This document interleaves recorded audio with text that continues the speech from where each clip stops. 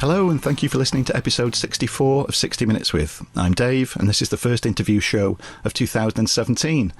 Long-time listeners, you'll know, obviously, by now that the name 60 Minutes With, kind of take that with a pinch of salt when it comes to the running time of some of these episodes, as you've no doubt noticed when you've seen the running time of this episode.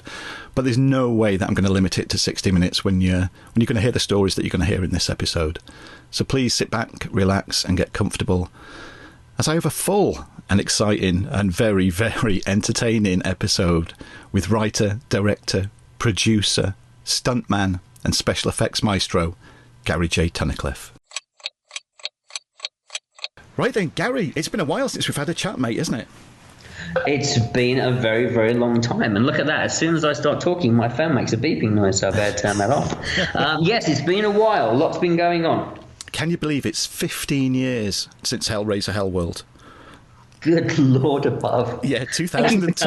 Thank you for telling that. My prostate is just inflamed in the knowledge of that. Yeah, I mean, it's scary. What's scary to think about the fact that it's 15 years since Hellworld. It's scary to think that Doug Bradley hasn't therefore worn the makeup or been in a Hellraiser movie for 15 years. That's kind of scary. Yeah, that's very true. Yeah, bloody hell.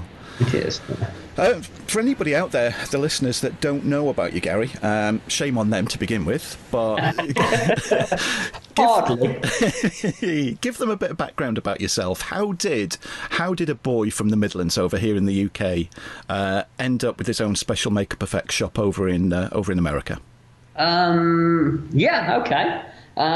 Story I've told many times. I mean, there are a lot of people out there, I'm sure, who know the story, and for those of you who don't, welcome, and here I am. So yeah, I was born and raised in a town called Burntwood near Lichfield in the West Midlands, about 16 miles away from Birmingham. And I was raised with an older brother and a younger sister. My father was an electrician. My mother was a restaurant manager. So very normal kind of life.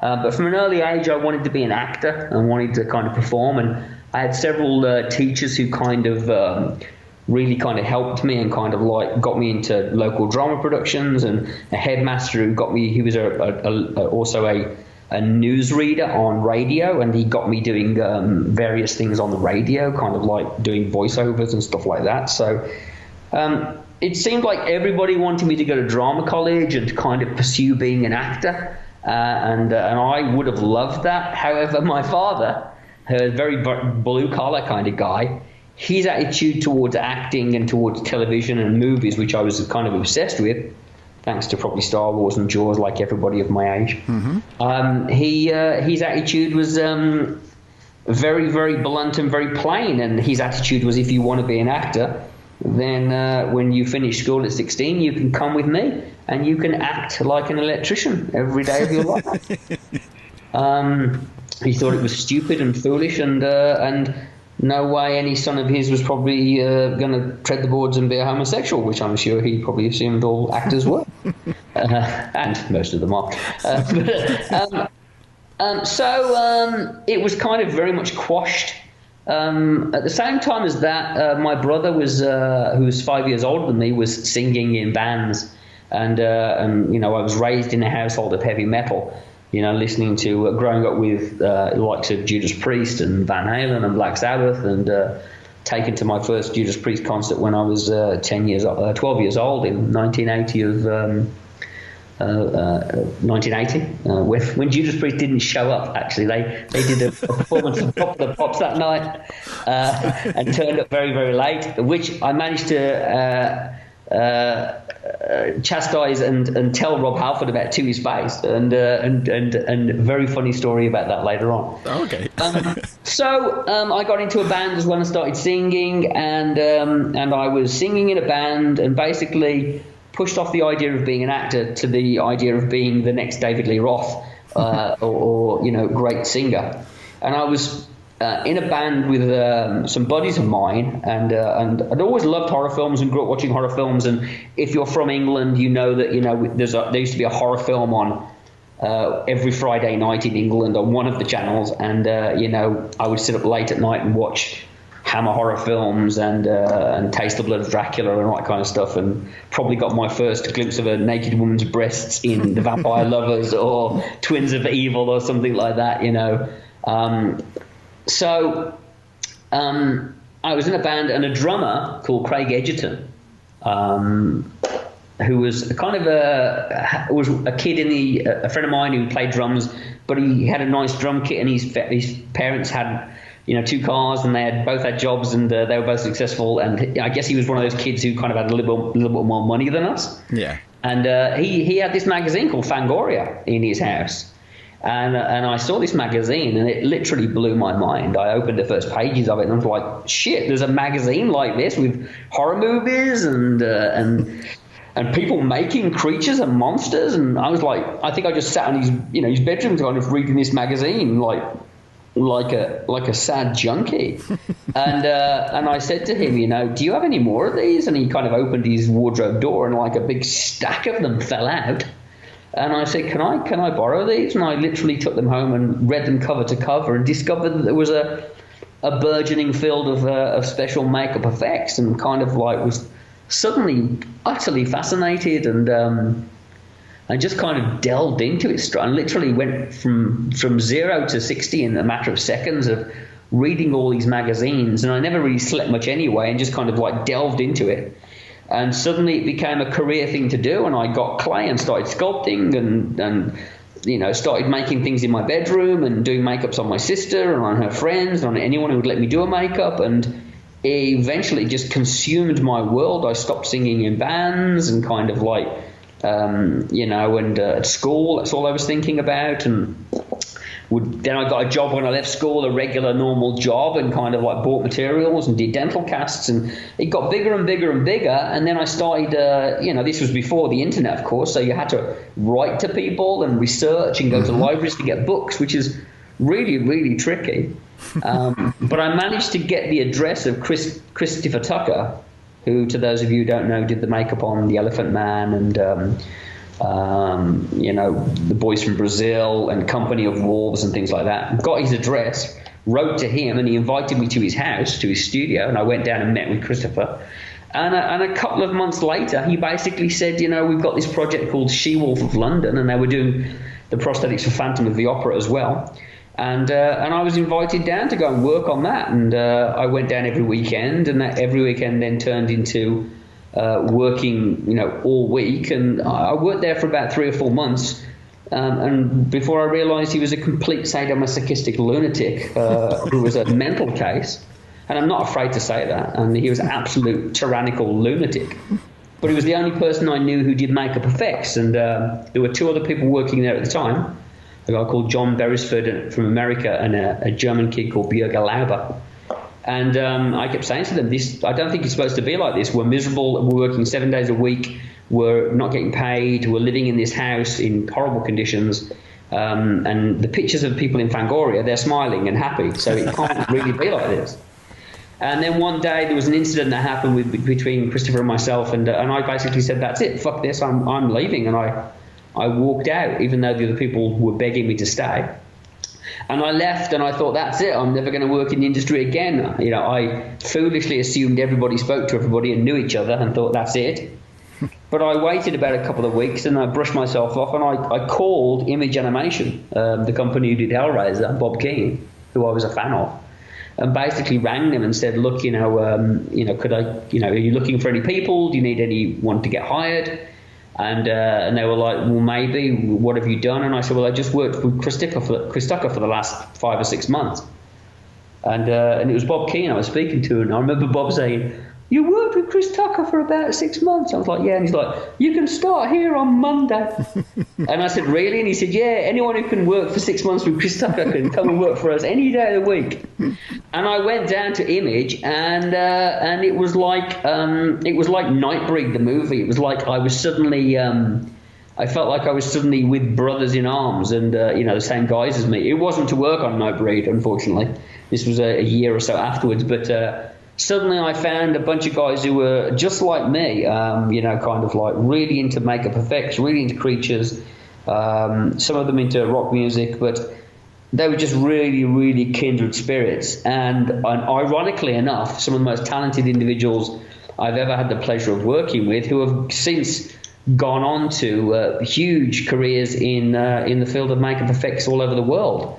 And I'm friends with many of them still today, but that core group of 7 or 8 guys that I worked with have all gone on to spectacular careers, and some amazing people came through the doors of Image Animation and worked at Image Animation, and it was a place where you worked and slept and ate and basically lived, breathed and slept makeup effects and movies and everything else. All that played on the music there was soundtracks. All that people talked about was Rick Baker, Rob Bottin, Dick Smith, and everybody else, and everybody was into it. And I mean, you look at who was working there at the time and who I worked with: Mark Coulier, who went on to do Iron Lady, and God, what else did Mark win the Oscar for? So Mark won 2 Oscars and did Iron Lady. Sean Harrison, who worked on Harry Potter movies and did Mad Eye Moody's makeup and now runs a studio and an academy out of Manchester. Paul Spateri, who worked on all of the Harry Potter movies as well. Dave Elsey, who won an Oscar with Rick Baker for doing Wolfman. Stephen Norrington, who went on to direct Blade and League of Extraordinary Gentlemen.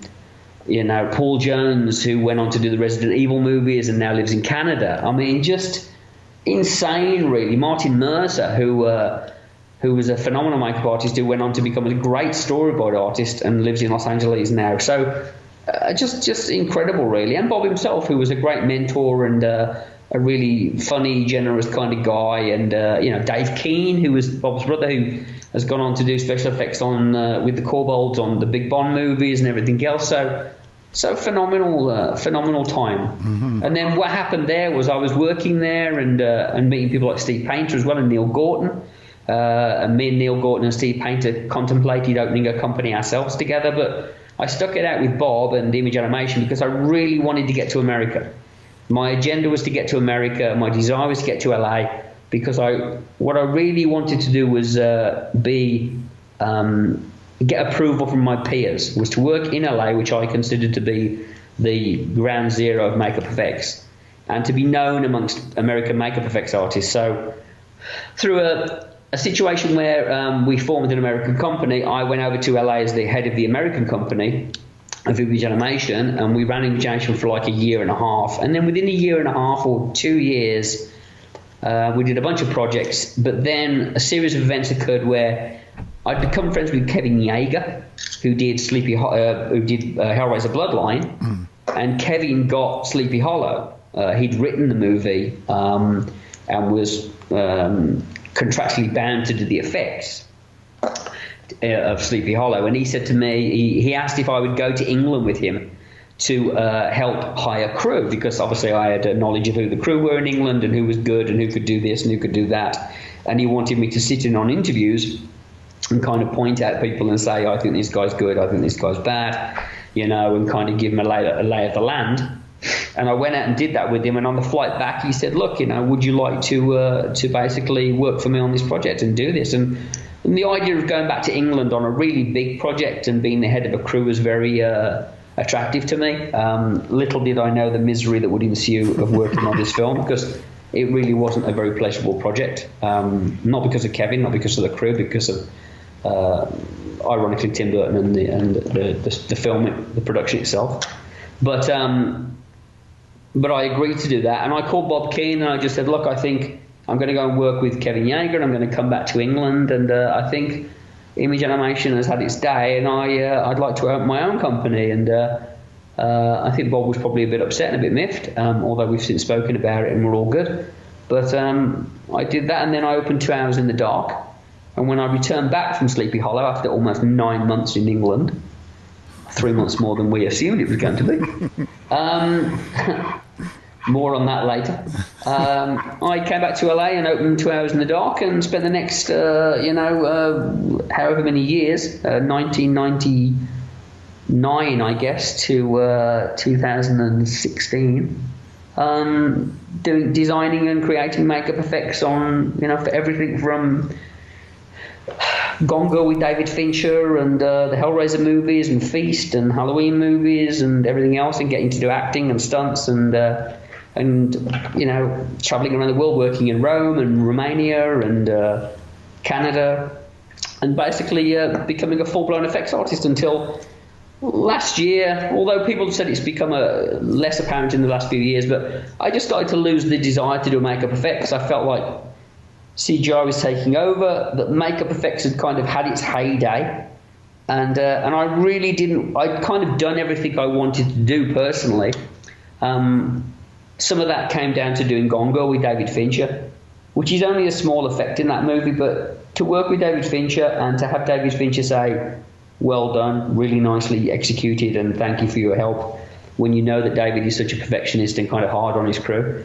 To have him say that was, to me, the biggest affirmation I could receive, and better than any golden statue. And I kind of, at that point, looked myself in the mirror and said, I think I've done everything I wanted to do with makeup effects, and I don't have that buzz for it anymore. I don't have that excitement. And before I get too much older, there are things I'd like to go and do, and avenues I'd like to explore. I don't want to be 65 years old crawling around on my knees spraying blood around.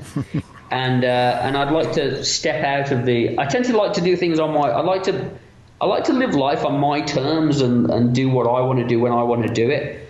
And I wanted to walk away from effects so that everybody I knew or knew of me wasn't like, oh, poor Gary, he went bankrupt, or oh, poor Gary, he got sick and got old. I'd rather they were like, Gary Tunnicliffe, he was kind of mad and kind of cool, and well, I miss him, you know, he was a good guy, and what's he doing now? Oh, I think he makes cakes in fucking Romania, or he's a singer in a band, or I don't fucking know, but you know what? Yeah, you know, I bet wherever he is, people are going, man, that guy's fucking crazy, or that guy, you know, goes at it and does what he wants to do.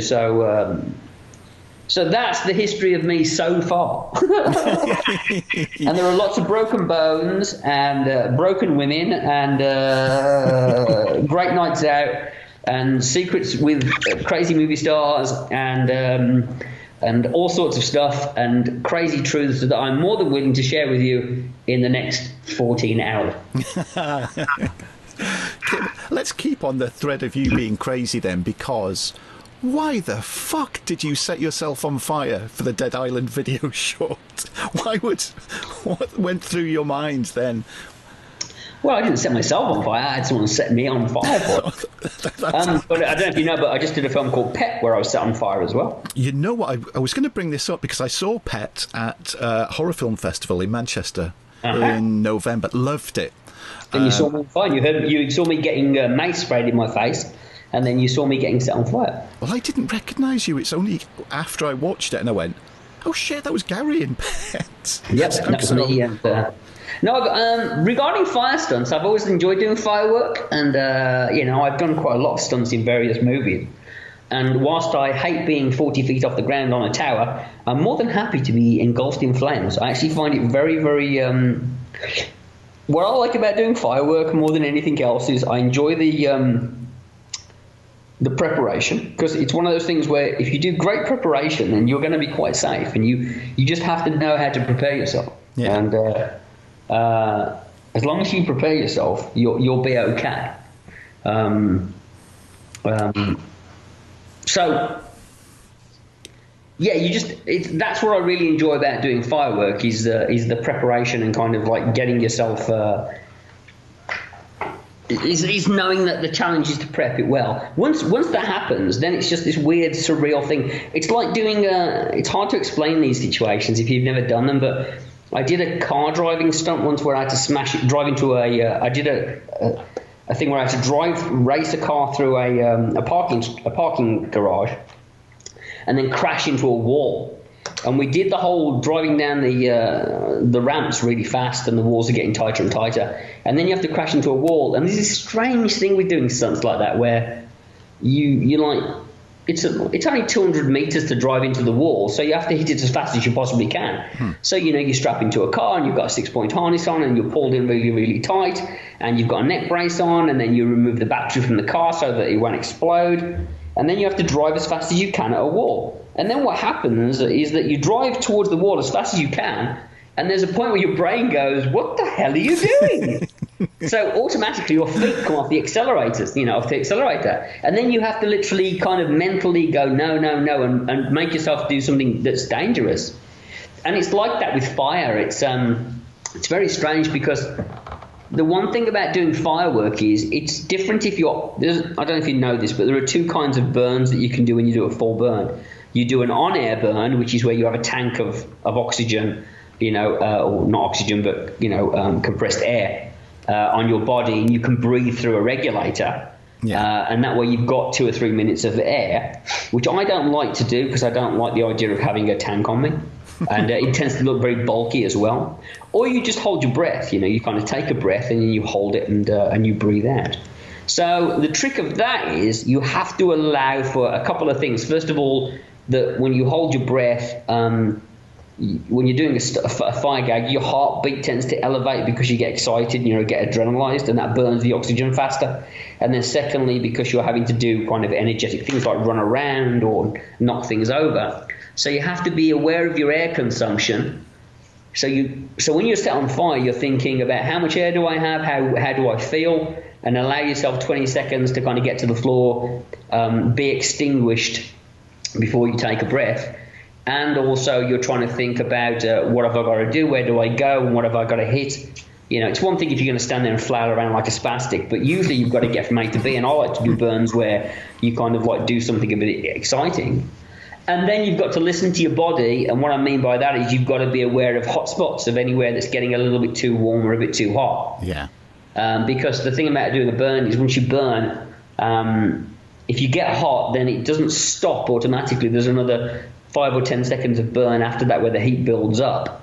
So you've just got to listen to that. And it's like anything. Doing a burn is like doing a motorcycle jump or doing a high fall. You start off at 2 feet and then you work up to 4 feet and 5 feet and 6 feet.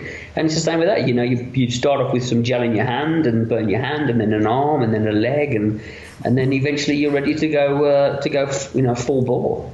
But it's like anything. It's a case of just having really good preparation. And my involvement on that was I've been involved in other people doing burns where I've kind of walked them through it, and I've been their main guy who's been the guy who's suited them up, gelled them up, made sure their Nomex goes on properly, and I'm the guy who lights them and yells everything out. So I've had good burn preparation and done good burn preparation. And so, yeah, I enjoy doing that. It's a lot of fun. I don't get to do it that often, and also the pay is really good as well. When you do a burn, it's good money. So, oh God, I should think so. They couldn't pay me enough for anything like that. Yeah, but it's actually really safe. Like honestly, if you're going to do a stunt, I'd much rather do a burn than do fall down 6 flights of six concrete stairs. I'd much rather do a full burn than even fall down 3 concrete stairs. You always bang an elbow or land weird or. It's always the way with those kind of stunts that no matter where you put a pad on your body, it's the one area that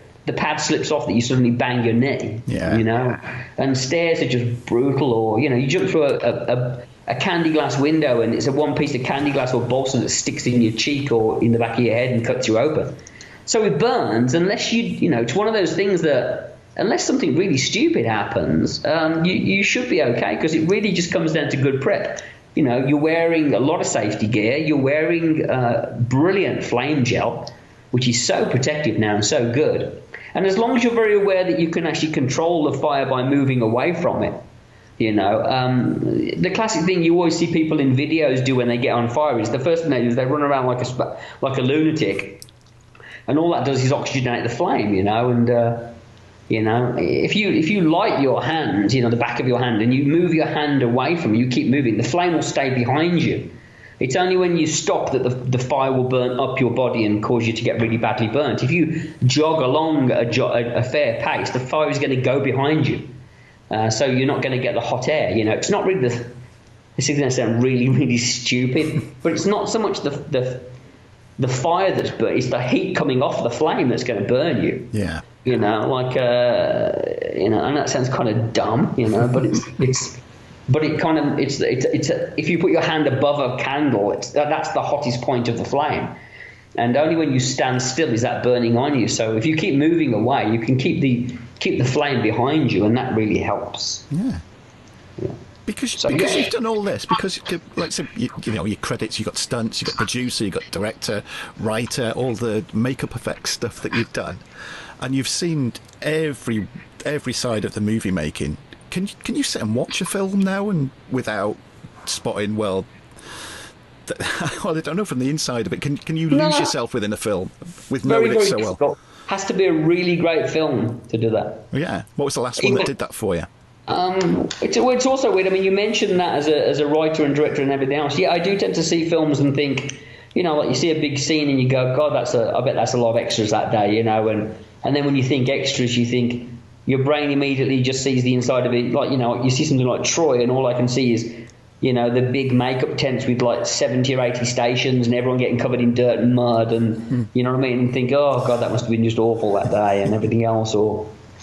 But also as a person who writes, you know what I mean, as a writer, you tend to see, you tend to be very aware of three-act structure. You know, you're waiting for the second act to go. Oh, everyone's going to, you know, something's going to go horribly wrong now, and you know, and how are they going to recount it, and how are they going to get back from this, and you know, or foreshadowing when you see someone do something in a movie, and you're like, oh, there's the obvious thing that's going to save the day at the end of it. You know that. You know, oh look, he can dislocate his shoulder. I wonder how that's going to play itself into the story later on. You know, so it's very hard to be aware of that. I mean, I don't mean that I'm judging other writers. It's just that, you know, there's the tricks that we all use, you know, and you go, oh yeah, you know, like, or a really good makeup effect. You tend to see it and go, oh, that's a great makeup effect.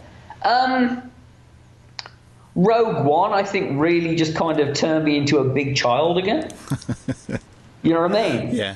And what was really weird about seeing Rogue One is that I saw it in Romania, and nobody in the audience got any of the stuff that we would get. So, like a complete tard, every now and again I'd be like, on my own, you know what I mean? Like, oh, Captain Antilles, oh, that's fine, you know. And everyone's like, what the fuck is this guy? Blockade runner! Look, we're in the blockade runner! Luna's gonna turn up any second now! You know, I'm like a complete idiot. And no one got it. I think the lights came on and everyone turned around and looked at me like, who's that idiot and what's he on? I just did exactly the same thing. I don't know if any of you have seen, I hope I'm not going to be a spoiler here. Have you seen Split? Not yet, no. Right, so I won't ruin it for you then. But I think at the end of Split that I went, oh, tremendous! You know, like, yay! You know, like, how cool, you know? So, yeah, Rogue One, I think, really kind of just made me step outside and just kind of enjoy a movie. It was like a big popcorn flick, and, you know, and kind of enjoy it. I tend to see a lot less movies now. Sometimes a movie that's non-genre movies really do it, like Whiplash. Whiplash really drew me in. Yeah. Spotlight. I think stories like that are so engaging and so engrossing, and they're so far from what I do that I don't tend to think about the usual stuff. You know what I mean? Yeah. Like you watch a film like Whiplash and like you're going, oh, where's the second act where it's all going to go horribly wrong? It's like it's going to go horribly wrong throughout the entire movie, dude. You know. So I mean, you know, so yeah, I think more so since I've stopped caring a little bit more, and I don't mean caring in a bad way, but I'm just less movie obsessed than I probably was years ago. Now I'm kind of happy to just be a patron and kind of just see movies and be a bit more removed from it, you know. Yeah. I always used to describe myself as like a mercenary in movies, you know, like you hire me and I go somewhere and I just kill people. I'm just a soldier for hire.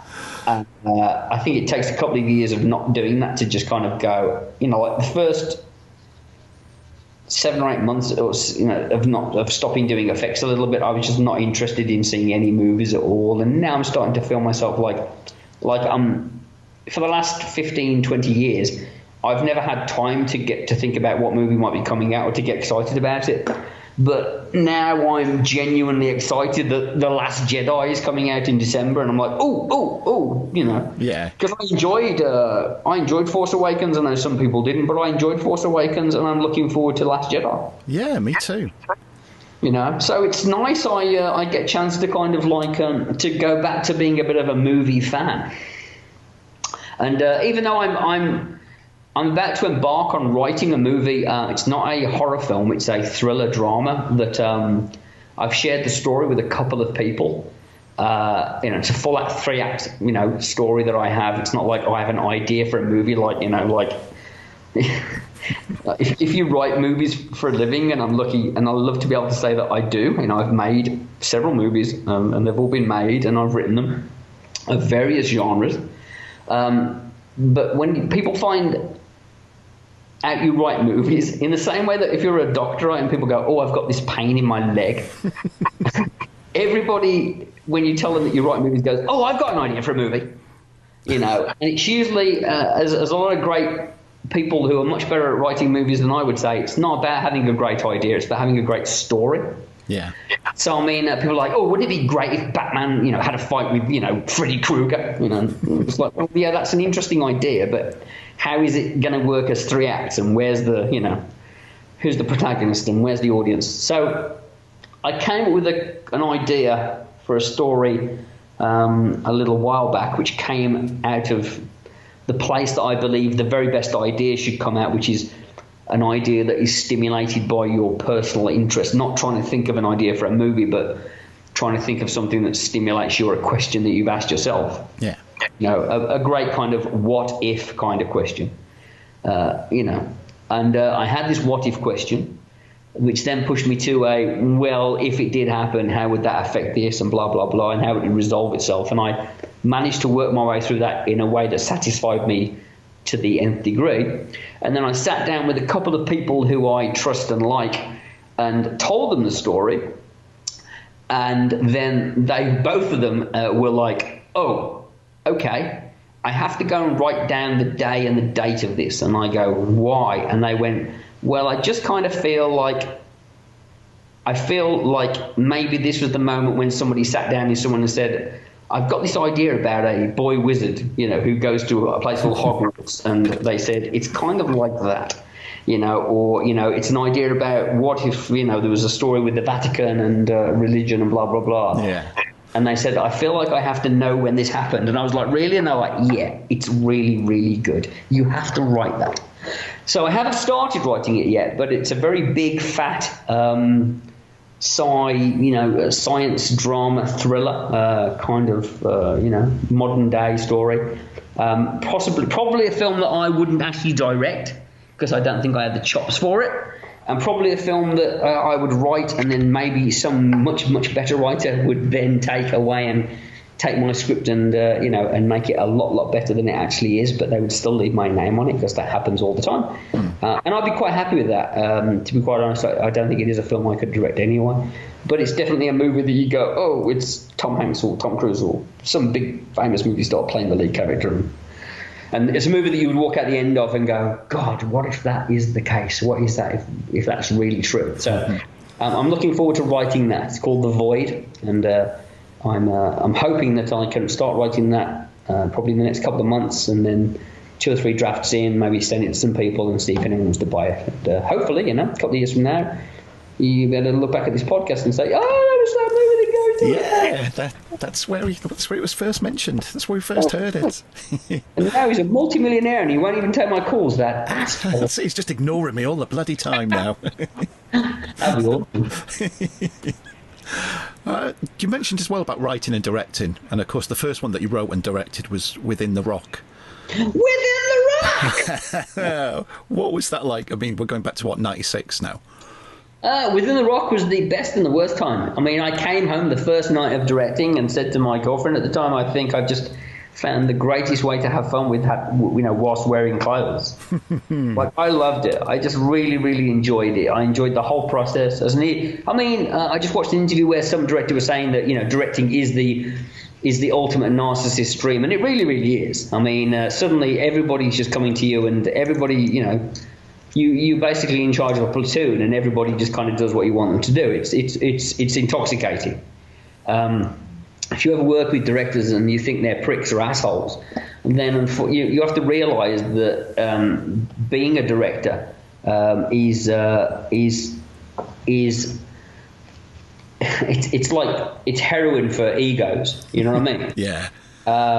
You know, and unless you have the tools to deal with that, it's impossible. You know, and so I completely understood asshole directors and where they came from. What I mean by that is, if you've come out of a movie school and you know, suddenly you're on a film set and everyone, and you know, you're suddenly picked up and you're 22 years old and suddenly everyone's like saying, "Oh my God, you're amazing, you're incredible," and every girl is talking to you saying you're really brilliant and fantastic. It will be easy to get swept along with that and think, "Wow, I really am brilliant." Yeah, definitely. I'm amazing. But the thing with me was I'd been doing effects on movie sets and being ignored by all the really pretty girls for many years before I directed. So when I finally sat on set and pretty girls came and going, "Oh my God, you're so amazing! It's like incredible! Are you the director? Oh my God!" You know, and I was like, "Oh hey, lovely to meet you! Wow, you're really attractive. Hang on a minute." This isn't me, this is the chair I'm sitting in. So I was able to tell them all to go fuck off and kind of like get on with the job. But I really just enjoyed learning the process and working my way through it. And you know, the thing about Within the Rock was it really was my film school. I kind of I thought I knew how to make a film, but once I actually made Within the Rock and kind of like edited it and all that kind of stuff, it really opened my eyes and I really got into it. The only problem with Within the Rock was I had 3 producers. Robert Patrick, the actor, a producer called Scott McGuinness, and then a complete asshole called Stanley Isaacs, whose wife is Cheryl Boone Isaacs, who's the head of the Oscar committee, the Oscar organization. Right. And there are 2 people in my life that I've met that I wish bodily harm upon, with no remorse or feeling. And that if Stanley Isaacs was here right now, I'd say I hope you die horribly. I really do. I have nothing but turgid animosity for that horrible, festering feces of a human being that is Stanley Isaacs. And now in every script I write a character called Stanley Isaacs that's always called an asshole by somebody or dies horribly because he's just a rancid piece of shit of a human being who basically, out of jealousy, I think, took it upon himself to try and make every day of my life on that film miserable by ruining it. And when the film was completed and I delivered my first edit, and the editor who they had hired had been told that I was this maverick lunatic who didn't know what I was doing by Stanley Isaacs, and I worked with the editor, and his first day he was cold and mean to me, but within a couple of weeks he was like, "Man, you really know your shit and you're a good guy and I like you," and we got on really well. The day we showed my cut and they said, "Oh, we'd like you to step away from the film now and we want to take over." Rod, bless his heart, the editor, stood up and said, "You're fucking idiots. This guy really knows his shit. You should let him do it." But by that point, Stanley was so ingrained against me that he decided to take the movie and cut it his own way, and he turned. Well, I mean, the way I summed it up best was, so, you know, as a director, and I'm not the first person to direct his first movie and be fucked over by producers, I was made to walk away. Unbeknownst to Stanley, then what happened was I was being brought in every night by the crew working on it to look at what they were doing, because they would share their misery with me, saying, you know, they're ruining it, but do you want to come by the cut timing sessions? Do you want to come to the sound spotting? Do you want to come and listen to the music? So I was being snuck in every night. And then finally, when we screened it for the AFM, the American Film Market, I sat down next to my editor. I saw Stanley and the guys there, and then the editor came and sat by me. And as the film came up, he just looked at me and he said, "You know what? They ruined your movie. You made a really great little movie, and they just ruined it by turning it into some kind of 60s B movie," which is what Stanley really likes. And since then, I've warned millions of people. I actually, unfortunately, made a foolish mistake, and 5 years later, thought that I thought maybe it was just me, and I went back and did another film with Stanley that was equally miserable and equally horrifying, called Megalodon, and then vowed that if I ever saw him again, I'd break his stupid fat face. And then I worked with Scott McGuinness, who was his partner, and Robert Patrick again, who both have also basically expanded the same philosophy as me. They hate him and that he ripped them off and that he's a horrible person and that Robert was like, I'm sorry I ever kind of like sided with him against you because I realised now that you were the good guy and he was just a horrible person. So it's hard to have good memories of that. Yeah. But I look back on it and I saw it again recently, and I still think it's got some fun moments in it. And I look back and I was 25 and a half, I think, when I made, or 26. And I mean, and it was shot in Hollywood, and I consider that pretty amazing that I got to get to LA and shoot a movie and write it,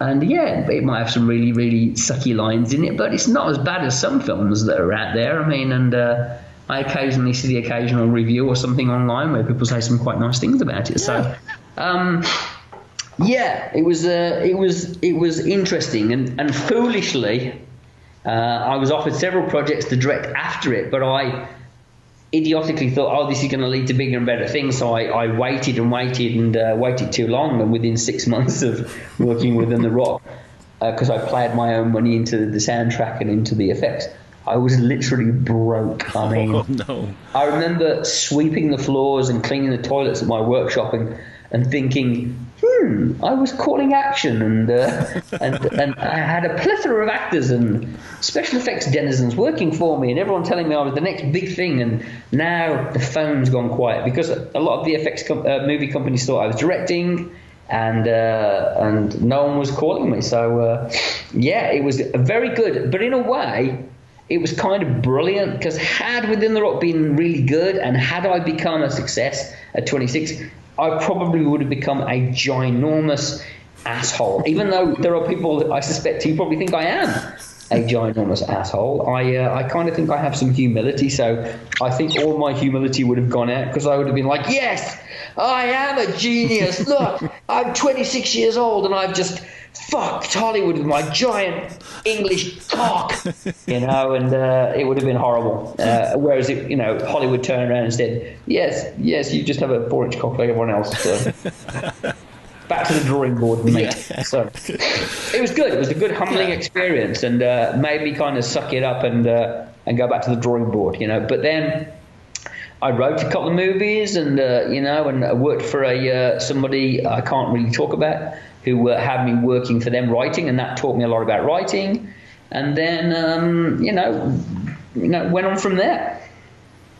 Oh, because I was going to say, is this person you can't talk about? I was going to ask, dare I ask, or more to the point, can you say who the second person on your shit list is? On the shit list? Oh, yeah. God, it's gone out of my head. There is somebody on my poop list, isn't there? Yeah, because there was two. There was. There is somebody else who I just wish harm upon. I can't think who it is now. It'll come to me in a moment. Okay, all right then. But no one as fervently as Stanley Isaacs. He's definitely at the pinnacle of it. Yeah, I think maybe he's just one. Maybe he's just one person. Oh no, Steve Johnson I've always thought was just a horrid, turgid human being as well. So Steve Johnson's the only other person. But I don't really... As somebody once said to me, you don't have to wish harm upon Steve Johnson. He's doing it all to himself. But I've never understood Steve Johnson. I just found him utterly deplorable. And when I had my workshop sale... And let me just say one thing. Unlike Stanley Isaacs, who I don't think has a talented bone in his body, I actually think Steve Johnson was a very talented guy and had some of the best ideas in makeup effects ever. And was incredibly creative. For anyone who doesn't know Steve Johnson, apart from doing things like creating Slimer in Ghostbusters and working for Boss Films, he did the effects on, Species and Blade 2 and stuff like that. And very, very clever guy with a brilliant out-of-the-box design sense. But for those of you who do know him, he also comes with a big reputation. And what I would say about the people that I have lambasted, in the same way that everyone I've ever met who's known Stanley Isaacs has gone, yeah, Stanley's terrible, he's a horrible person. I've never met anyone who, when I've gone off on a rant about Steve Johnson, 99% of the people go, yeah, well, it's Steve Johnson, he's horrible, And no one ever goes, Steve, he's lovely, he's amazing, he's a really nice guy. So when I had my workshop sale in LA, which I had 3 of them, basically I sent out flyers online which said Gary J. Tunnicliffe is leaving his shop and closing shop, and good luck to everybody, but I'm closing, and if you want to come and buy, you can come, and I welcome friends, directors, producers, fans, students, everyone, not Steve Johnson. You know, and eventually it became a bit of a thing where people just thought it was hilarious, and people actually came to the sale just to meet me because they said, I love that you kind of called out Steve Johnson, including Rick Baker. Rick Baker thought it was hilarious because Rick hates Steve as well.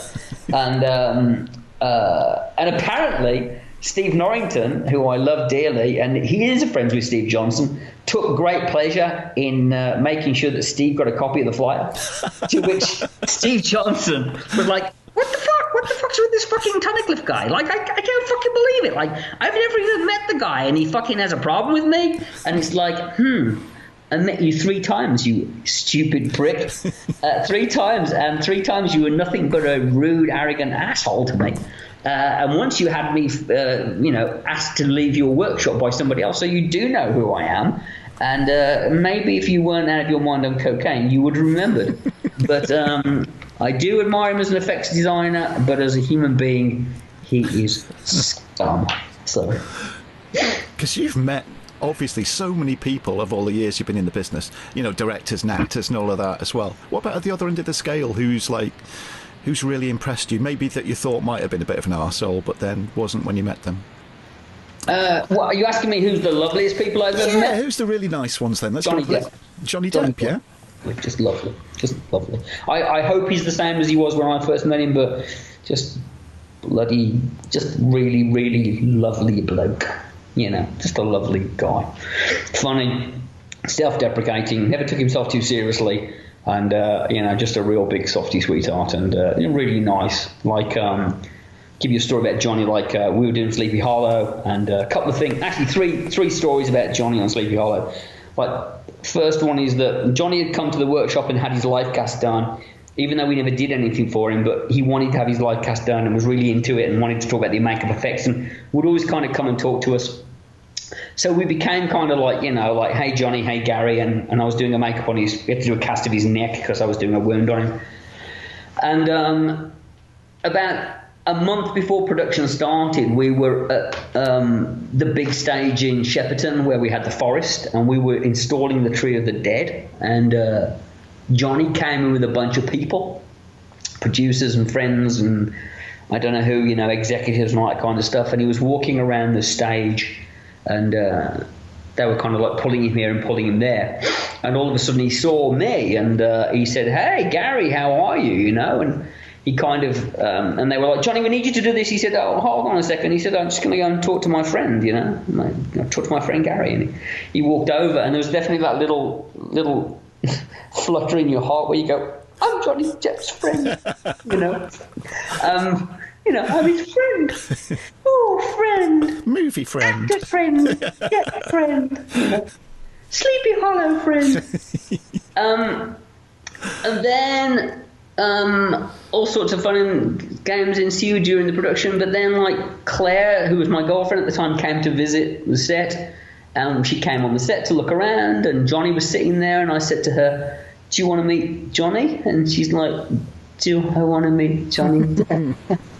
All right. And I was like, so I walked over and said, "Hey, Johnny." And he's like, "Oh, hey, so who's this?" "Oh, Claire, how are you?" And he said, he was eating some candies. And he's like, "Do you want a candy?" And she said, "Yes, please." And he said, "Oh, do you want to see the sets?" And she's like, and he said, "Oh, and he said, "It's okay, Gary, if I take her around the sets?" And I'm like, "Yes, it's okay if you, Johnny Depp, take my girlfriend Claire around the sets." So he literally spent about 25 minutes walking around the sets and talking to her, and she just came back and said, "He's lovely, isn't he?" And I was like, "He is lovely." And she said, it was like chatting to an old friend. He was really friendly. And then to cap it, about a year later, we had the release of the film in Los Angeles, and we were at a big swanky party they threw at the end of it. And everyone was there, all the actors and everyone was there, and all the stars and celebrities of the time were there because it was a big release for Paramount and Tim Burton.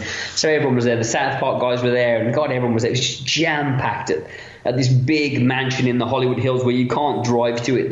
You have to drive to parking lots, and they pick you up in buses, and shuttle you up there and basically give you all the drink and alcohol and everything you ever wanted. And it's very lovely. And we were there, me and Kevin Yeager and various people, and we're all kind of having a good time. And suddenly you could feel that in the throng of the crowd, and there's probably 1,000 people there, you could feel that there was a group of flashbulbs and stuff in the distance. Flashbulbs. Now it'd be cell cams, but cameras going off and all this. And I realised, obviously, Johnny had arrived and was being ushered through the crowd, and people were like, Johnny, Johnny, Johnny.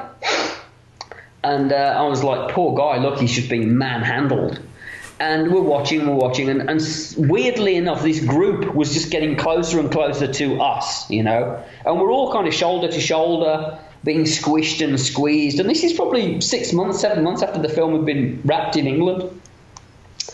And like, I'm aware that this group is getting closer and closer and closer, and that they're going to come right to us, if you like, and right through us and past us. So it gets closer and closer and closer, and in no way am I pushing my way to get to see Johnny or anything like that. They're just coming to us. Yeah. And of course they get, I'm next, like me, and then there's like two people with cameras and people going, Johnny Depp, I'm trying to interview him, and he's kind of being squished and pushed, and he's like, trying to get through the crowd as best he can. And he ended up being like, like one person from me. And I went, hey, Johnny. And he kept his head down. He's like, oh, hey. And then he glanced up and saw me. And he just did this great thing where it was just like, it was like a romantic movie, like time stopped. He just lifted his head and looked at me, and he beamed, and he went, oh, hey, man, and he stopped, and he stopped, and he just walked over, and he put his arms around me, and he hugged me, and he went, Harry, and he just looked me right in the eyes. He's like almost nose to nose. He's like, how are you, man? And I'm like, I'm good. How are you? And he's like, I'm good, man. I'm good. And, he's like, yeah. He's like, it's really good to see you, man. And I was like, oh, it's great to see you. And then it was like, then the noise came back, and you realised you were amongst these stronger people. And he went, well, I've kind of got to go. And off he got dragged. And there is a sad capper to this story, actually. There's a little bit of a sad tale, I can tell, which is I actually got very emotional about recently. Oh, okay. I felt like me and Johnny got on really, really well, and that Kevin Yeager, who I was working for, got a bit kind of weirded out by it, a bit jealous, if you like. And after they did Sleepy Hollow, Johnny did a film called Blow, and Kevin Yeager did the makeup effects on Blow, and did the old age makeup at the end of Blow. And he said to me, I was doing my own films, and I spoke to Kevin on the phone occasionally. He said, we're doing Blow with Johnny Depp. And I was like, oh, cool. And I said to him, say hey to Johnny from me. And he's like, oh yeah, I will, And I remember saying to some people at the time, I was saying, you know what, it's weird. I know Kevin got Blow, but I've got a feeling that Johnny wanted me to do Blow. Like he thought that I was with Kevin Yeager, and that when he said I want the guys who did Sleepy Hollow to do Blow, he meant me. And I never thought anything about it until recently. I did a film called The Wedding Ringer. Yeah. And I was working with another makeup artist, a guy I love called Jamie Kelman, who did Looper. He did Joseph Gordon-Levitt's makeup on Looper. And Jamie's an amazing artist and a really good guy. And we were sitting on set talking, and I was telling some stories about Johnny Depp. And then I said at the end of it, I said, I always kind of felt that Blow, like Johnny wanted me to do it, and that like me and Johnny had a bit of a connection. And Jamie stopped and he looked at me, and I went, what? And he went, and he kind of like bit his lip for a second, and I went, what? And he went, I worked on Blow. And I went, and he went, well, it didn't make any sense until you just said it. He said that Johnny at the time looked at the makeup when we did it and said, yeah, it's not really great, is it? And he said, it's weird. He said, Kevin wasn't really, Kevin hasn't really been around to make this good, has he? He said, but then again, he said he wasn't really around on Sleepy Hollow. He said there was this other guy who was really good who was on it, and I really thought he'd be on this. Oh, wow.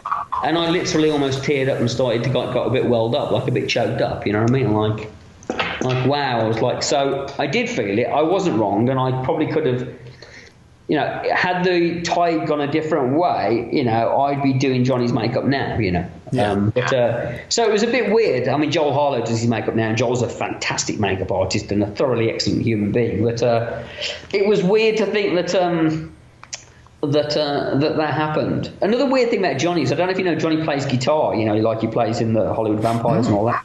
But Johnny played guitar on a guy with a band from England called Baby Bird.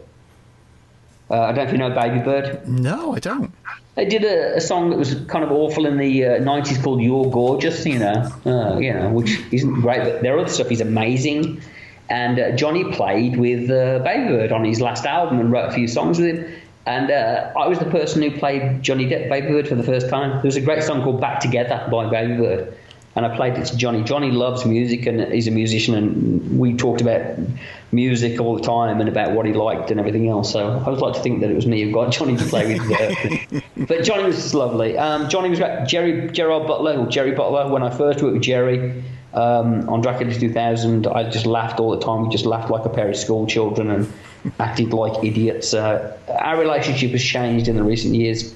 Jerry's become a bit of a different person, and maybe I have too, so... and we've kind of lost contact. Jason Scott Lee, I was really liked.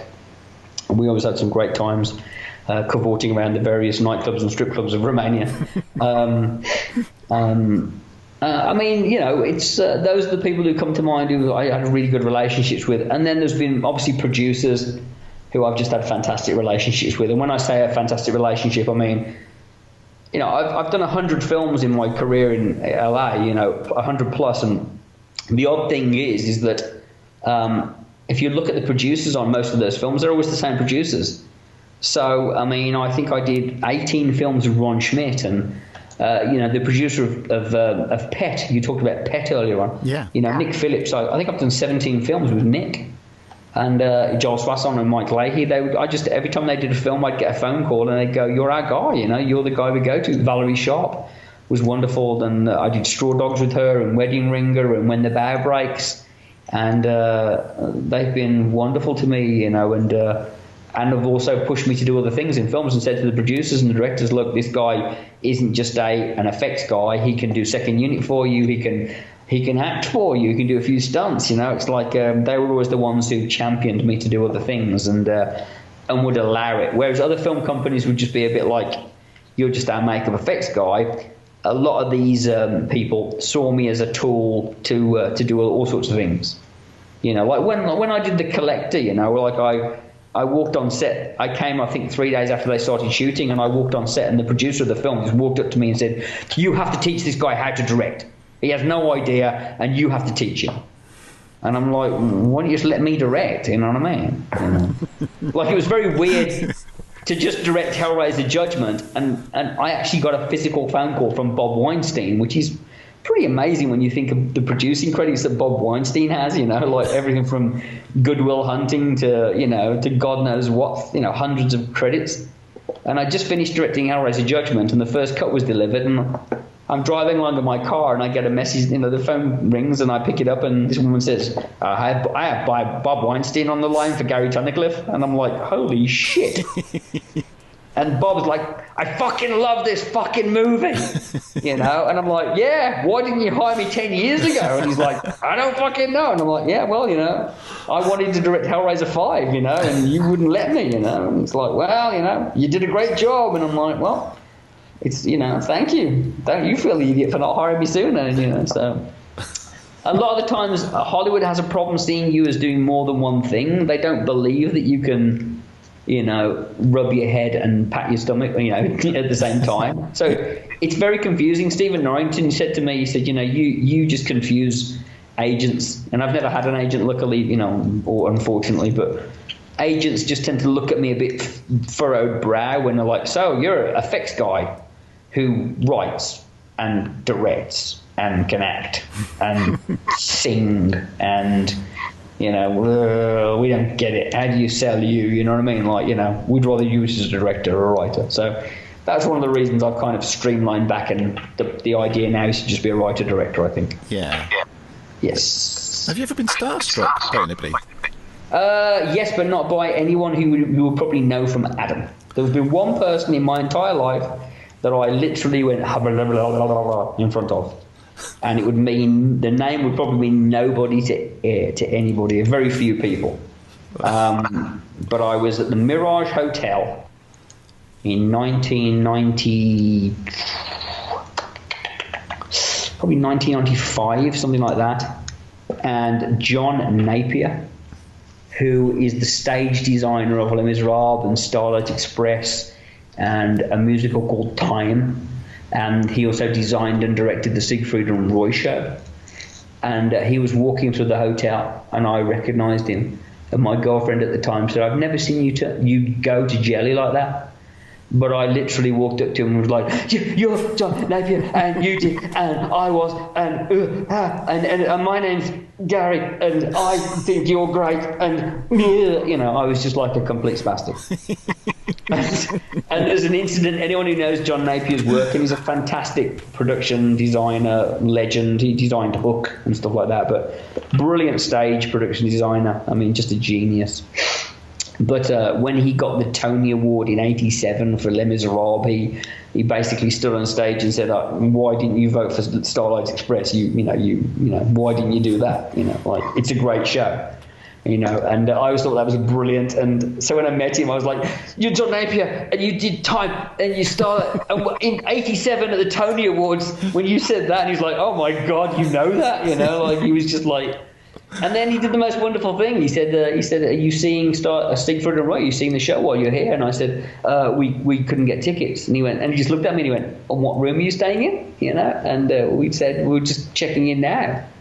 And he said, and he had an assistant, and he said, "What's your name?" And I said, "Gary Tunnicliffe." And he said, "Okay." And he said, "Well, very nice to meet you." And we walked off, and we got to our hotel room, and there was a phone call. Oh. And they said, "Please don't come to the show. You're not allowed." And no, they said, they said, "Yeah, John Napier has got 2 tickets for you," and it was right at the front. So, ironically enough, 6 years later, I went back to that show and invited by Siegfried. So, how weird was that? Siegfried invited me and got to meet Siegfried and Roy. But yeah, so no, definitely when you're doing a makeup on a big actor for the first time, your hands get a bit trembly because, you know, it's like John Travolta or Robert De Niro, you know, you're like a bit, whoa, John Travolta, you know. But they're all normal people, and generally they have their own, you know, usually when you're doing makeup, you're just thinking, "God, I hope this goes on okay and doesn't look like shit," and, you know, and I just want it to look good. So it's like doing a makeup on a star and not being starstruck is a bit like doing a makeup on a really hot, naked girl. Everybody always assumes, "Oh, wow, you must like be really loving that," and like staring at her and thinking, "Cool," you know. But the truth is that you don't. You're just thinking, "Oh God, how long have I got? And can I get this on in time? And will it look good?" And you don't tend to really see the nudity. You just tend to see it as being like a canvas that you've got to get done, and you want the makeup to look really good. You know what I mean? I know that probably sounds a bit undude-ish, you know, but you just tend to really be kind of focused on the task in hand and thinking, "Can I get this done?" And I mean, and I was lucky enough to go to the Playboy Mansion and Airbrush Girls, and like, you're just thinking, oh God, another one. I have to do another one of these naked women standing in front of me. Really? Another one? You know. I had a weird situation on Drive Angry where I was doing makeups on a lot of naked girls, and eventually I ended up having a bit of a fling with one of them, and she had me doing a makeup on her just above her vagina, and every night she seemed to just kind of thrust it more into my face until eventually I was like, I think this is not, you know, like, I'd stopped doing I'd stopped thinking about it as a makeup and my brain suddenly went, "It's a girl's vagina," you know. Like, she starts doing it over at craft services, you know, during the break. That's when you get the hint. She would wait for me, and she would request that I was the only person who took her makeup off, and then she would like turn up to get her makeup take off, and she was wearing like really little thongy underwear and like a frilly bra and like wearing Ugg furry boots, and that was all she was wearing, and I was like, "Hang on a minute." She seems to be overdressed for what we're doing, and then when we ended up hooking up, she was like, "Oh, you took your time to figure out what was going on." She's like, "I just thought you were really cute," and kind of like, I was like, "I was trying to be a professional," and she's like, "I know," she said, "but you know, you were for the first 3 days, and I thought that was really cute, and then I just wanted to do silly things with you." ironically enough, talking about Drive Angry and Johnny Depp, Amber Heard was on that movie, doing the female lead. Yeah. And I have to tell you that all these bad stories I've heard about Johnny Depp and the assumptions of Johnny being a nasty guy and Amber Heard being physically abused by him, my opinion is that from what I met of Amber, who was a staunch lesbian on that film, with her girlfriend living with her and with her pet doggies and all that kind of stuff, that, and when I saw her dating Johnny and going out with Johnny and getting married to Johnny, I have to say, having been around Amber, that I always thought it was a bit suspicious and that she had other agendas on her mind. That's my thought and my opinions and about the whole situation there, because, Well, you get to see everything now, don't you? All this stuff, going on behind the scenes of these movie sets. There must be a load of stuff that goes on. Come on. Yeah, no, there is. There's tons of stuff that goes on. The good, the bad, and the ugly. I have seen people be utterly deplorable, to the point of fascination. One producer on a film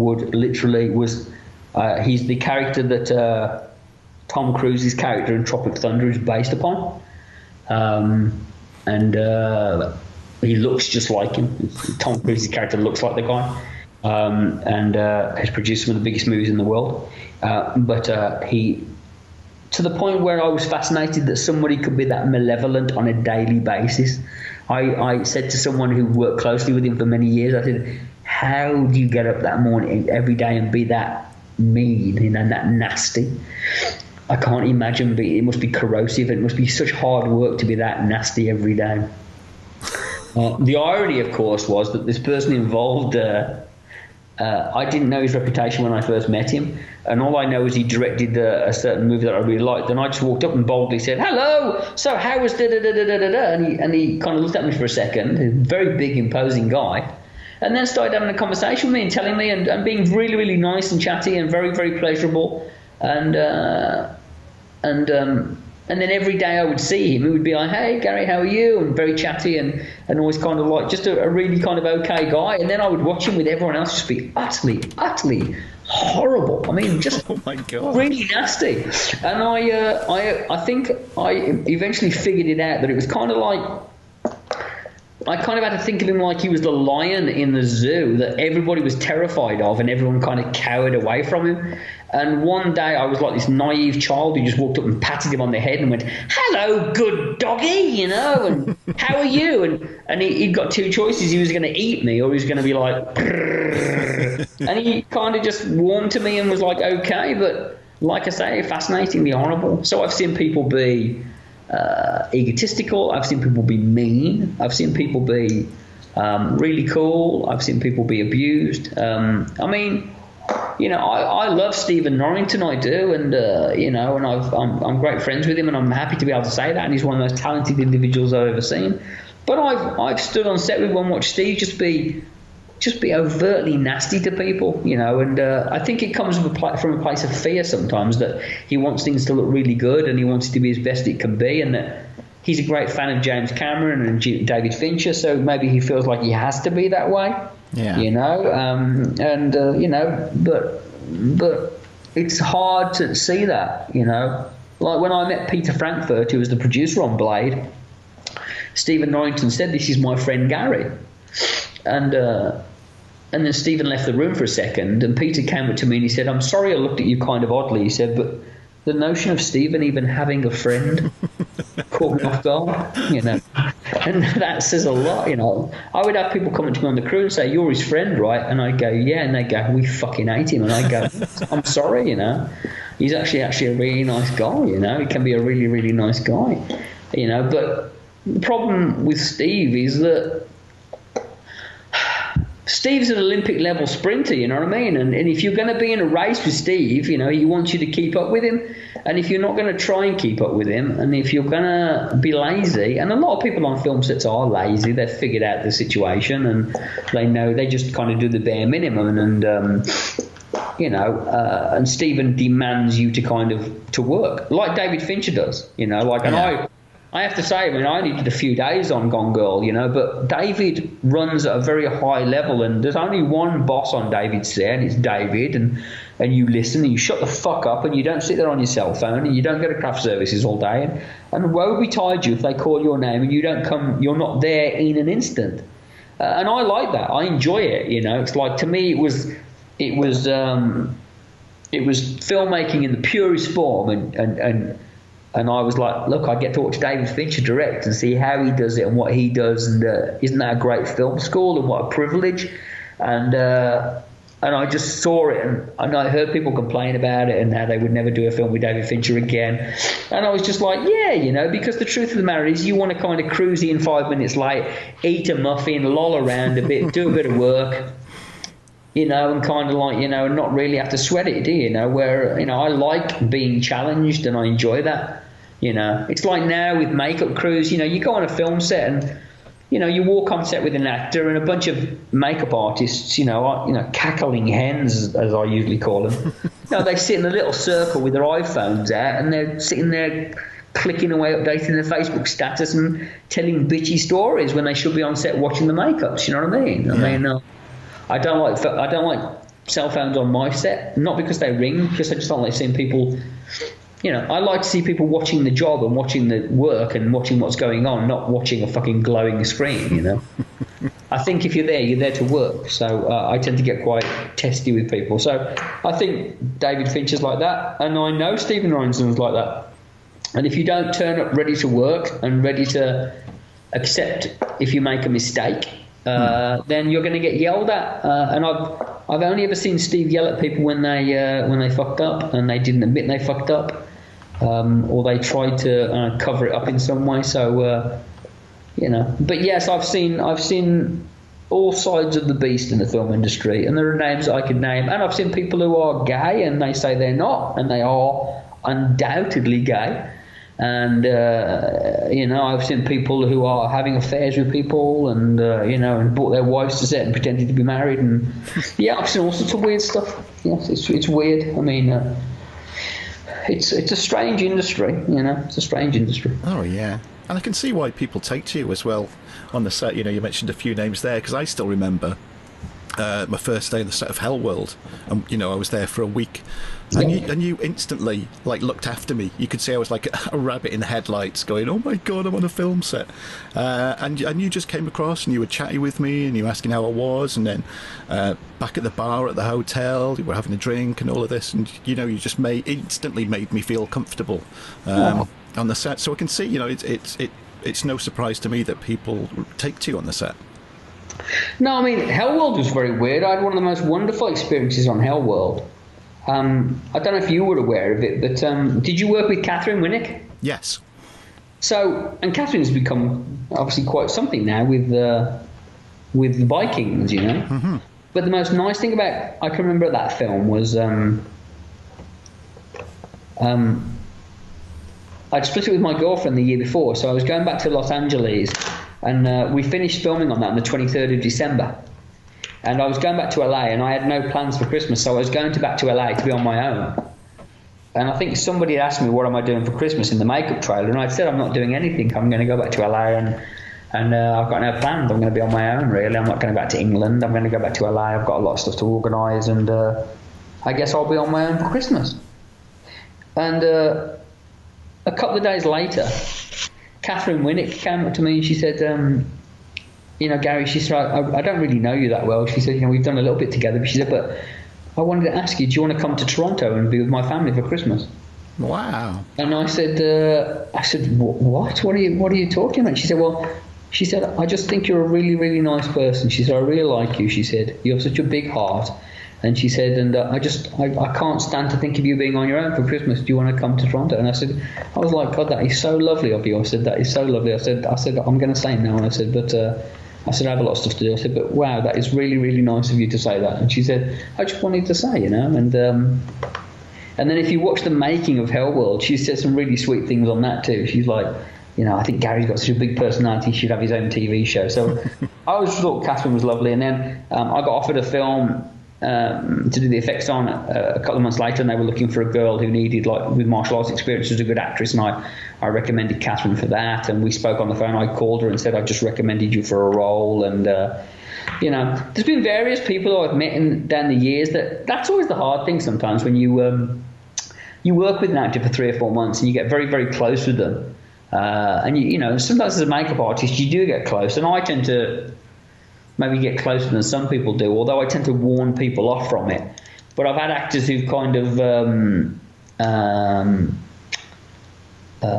ingratiated themselves or got closer to me, feeling that I kind of protect them. You know, they said you have a very protective spirit about you, like, you know, like you take care of me, and like you wouldn't let anything happen to me, and that I can always come to you for advice. You know, on Dracula 2000, obviously me and Jerry had a big funny relationship, but Jennifer Esposito and me got kind of friendly, and she would come to me, and she was going through some tough times, and she would cry and say, you know, I feel like I can talk to you, and you take care of me, and you'd look after me, and even God, I've forgotten her name now. 7 of 9. What's her name? Yeah. I forgot her name. What's her name? She's got a man's name. What's her name? What a weird name. Oh, what's her name? I'm blanking. I can just visually, of course, I can picture it in my mind. Jerry. What's her name? She's got. I can't remember her name. We're gonna have people screaming at their MP3 players. I know, right? I've got to look up on my phone now. It's going to drive me around the bend. I mean, Jerry Ryan, right? Jerry Ryan. Yes. Jerry Ryan. So, like, one night I was like lying in bed with my girlfriend at the time, and like, the phone rings at 2 o'clock in the morning, and she's like, "Gary, it's Jerry Ryan." I was like, "You okay?" She's like, "No, rescue me now." And I was like, "Why?" She's like, "I'm in a bar, and one of the people that is from the crew is hitting on me, and I need you to come in and you know, pretend to be my boyfriend and take me out of here." And I was like, "Okay." And she's like, "Where?" I was like, "We're in New Orleans." She's like, "I'm in this bar," and da da da da da. And I like jumped into a car. I said to my girlfriend at the time, I was like, "I have to go and get Jerry Young and rescue her." She's like, "What the fuck?" And I'm like, "It's okay," like, you know. And she's like, I jump in the car and I go and get Jerry, and I walk in. I'm like, "Hey, Jerry." She's like, "Oh, hey, honey," kisses me on the cheek, you know, and like, you know, like, "Well, we have to go." And she's like, "Okay, bye, everybody, bye." And bye. And this guy leering at me, like, you know, and she's like, gets in the car and goes, "Oh God, thank you so much." And I'm like, "Why did you call me?" She's like, "I just know I can trust you." She's like, "You've seen my breasts, so I know I can trust you, you know." Like, because I'd done this chest cast on her where she gets stabbed in the chest, and the first day we walk on set, she came on set like months afterwards. The first day, he's like, "This is Jerry Young, Gary," and she went, "Oh, me and Jerry." She said, "Me and Gary know each other very well. He's seen parts of me that no one else has seen." So, I think sometimes as a makeup artist, as an effects artist especially, you have to because you're going to do such intensive people to some people, you have to have a very kind of calming way about you. You know, when you're going to cover someone in alginate and jelly and stuff like that, you have to invoke trust very quickly. I remember doing Demi Moore's live cast, and Demi came to the workshop. Incidentally, she came with no cronies and no kind of big crew. She came on her own. She drove herself, and she was utterly, utterly lovely for the time she was there. But weirdly enough, 3 days later, after doing a live cast, I have to go to a meeting at Gold Circle Films. I can't get into an elevator, and Ashton Kutcher's in the elevator. And I'm like, "Oh, hey." And he's like, "Oh, hey, man," you know. And I go, "I just worked with your wife." And he's like, I was like, "Yeah, she came to my studio." He went, "Oh, are you the English guy who put stuff all over her face?" And I was like, "Yeah." He's like, "She loved you. She thought you really took care of her." I was like, "She was the best I ever did." He said, "Yeah, you said that." And then here's the weird one. About 8 years later, I'm in Michigan doing Scream 4. And Jerry Butler was in town doing Machine Gun Preacher. And Jerry calls me and says, "Hey, do you want to come out for a drink with some friends?" I'm like, "Yeah." So he's like, "Meet me at this club in Michigan, this special club." So I go to this club, and it's really weird because I go to the door, and it's like a really popular, super duper cool nightclub. And I go to the door and I say, "I'm here to meet a friend of mine." He's like, "Who?" I'm like, "Gerard Butler." And he's like, "Oh, you're part of Mr. Butler's party?" I'm like, "Yeah." He's like, "You have to meet at the back. They're coming in half an hour." He said, "They're going to meet at this back at our private entrance." And I go in there and I wait, and I'm waiting in this fucking corridor by this glass elevator. And suddenly in comes Jerry, and he's like got like 5 or 6 people with him, and we clamber into this elevator. He's like, "Gary, how are you, mate? How are you?" And I stop, and I suddenly realise that one of the people who's got with him is Demi Moore. Oh, God. And I look at her and I go, "Oh, hey." And she looks at me and she goes, and she kind of frowns, and I go, And I went, she went, I know you. And I went, you were the best live caster. And she went, you're that. She said, I came to your studio and you live casted me. She said, you met Ashton like 3 days later.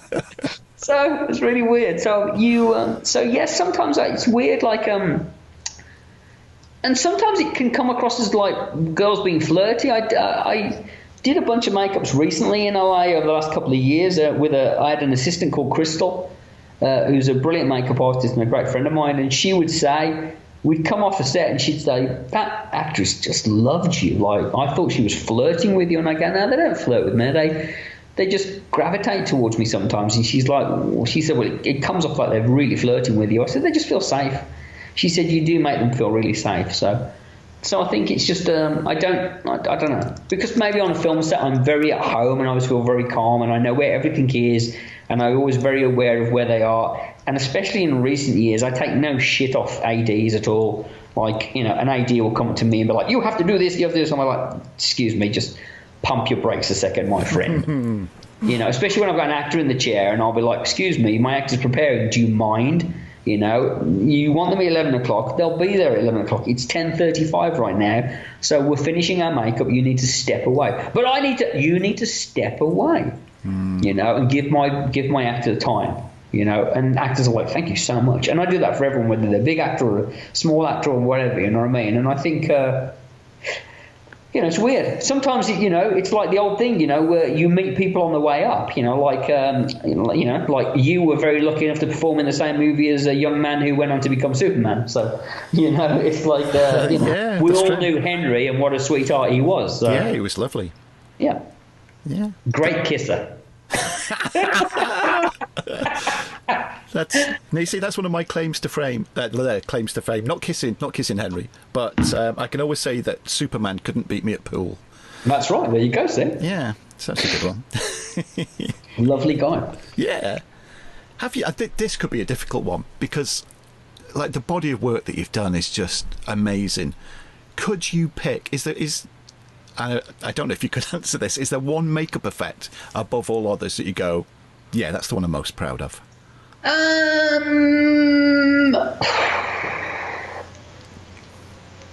Different ones for different reasons. Sometimes they're not particularly like. Oddly enough, this is why it gets weird with the Oscars and stuff, because you see an Oscar get a makeup, you know, for a makeup effect, and everyone goes, "Oh, it's so good, that makeup," because the film was recognised and known and blah blah blah. And sometimes there are effects in little tiny movies that you go, God, that was a really lovely makeup effect, and that deserved its own Oscar, really. That was a far more technically challenging makeup, and I really appreciate it. There was a makeup they'd done a film called White Noise 2 on Craig Fairbrass, who was in Cliffhanger. Yeah. And he plays this guy called Kane, where he's had like an operation to like refix his face. And the reason I like that makeup is because it was tricky to do, because we pulled his face around using wires that we attached. I had this idea to put wires off teeth dentures in his mouth, so it holds his lips apart in a really weird way and sucks his cheek up. So we had to take a cast of him. We had to cast his teeth and then make these denture pins that would pull his cheek apart, and then recast him wearing those, and then sculpt the makeup over it. So on the day, he would put these pins into his mouth, which held his mouth apart and would make him drool terribly. And then I would apply the makeup, which is just a small foam latex piece, paint it, and then put a contact lens in him, and off we go. But when you see it on camera, it's really striking. It really looks like he's got this mad facial damage. And what was really good about it was I only applied it for 2 days, I think. And the first day, Craig moaned and kind of... He's a big guy, Craig. He's quite, you know, intense. And he was like, this fucking thing, it's driving me mad, and I can't open my mouth, and my teeth are driving me mad, and it hurts my mouth, and all that. And the second day, he was like, oh, God, I've got to do it again. And, you know, and the production would be a bit weird, because Patrick Lussier had done it, and it was in Vancouver, and there was not a lot of makeup effects in that film. But Patrick wanted me to do this one makeup, and I flew up and just did this one makeup, and I had a little makeup kit with me, and that was all I was doing. So it was kind of nice. It was kind of flying solo. But Patrick really loved it. Yeah. And then a about a week later, Craig called me and he's like, Gary, it's Craig Fairbrass. And I was like, hey, Craig. He's like, I just want to say I'm sorry, my friend. And I was like, what? He's like, I just want to apologise. I want to apologise that I was really hard to you and kind of a dick and everything else. He said, because they showed me the footage of that scene and it's fucking amazing. He said, that makeup is incredible. He said, it's utterly incredible. He said, it's just blown my mind and I'm sorry I moaned and sorry I whined. He said, but the work is amazing. And then I got called back when I saw Ashton Kutcher in the thing. I got called back by Gold Circle to do a film, which I didn't eventually do with Joel Schumacher, called Blood Creek, but I didn't do it, which is a weird story. But I got called in specifically because Paul Brooks, who was the owner of Gold Circle, saw that makeup and said, that's amazing, that makeup is. So that I was really happy with. I thought it was a good makeup, a little challenging makeup that was weird and fun to do. I thought some of the stuff we did in My Bloody Valentine was really clever because of the puppets we used using magnets and that rig of Kevin, and when we stood on it so that you could reset it and stamp through the things with his head, and that was good. Those two I was always really, really proud of.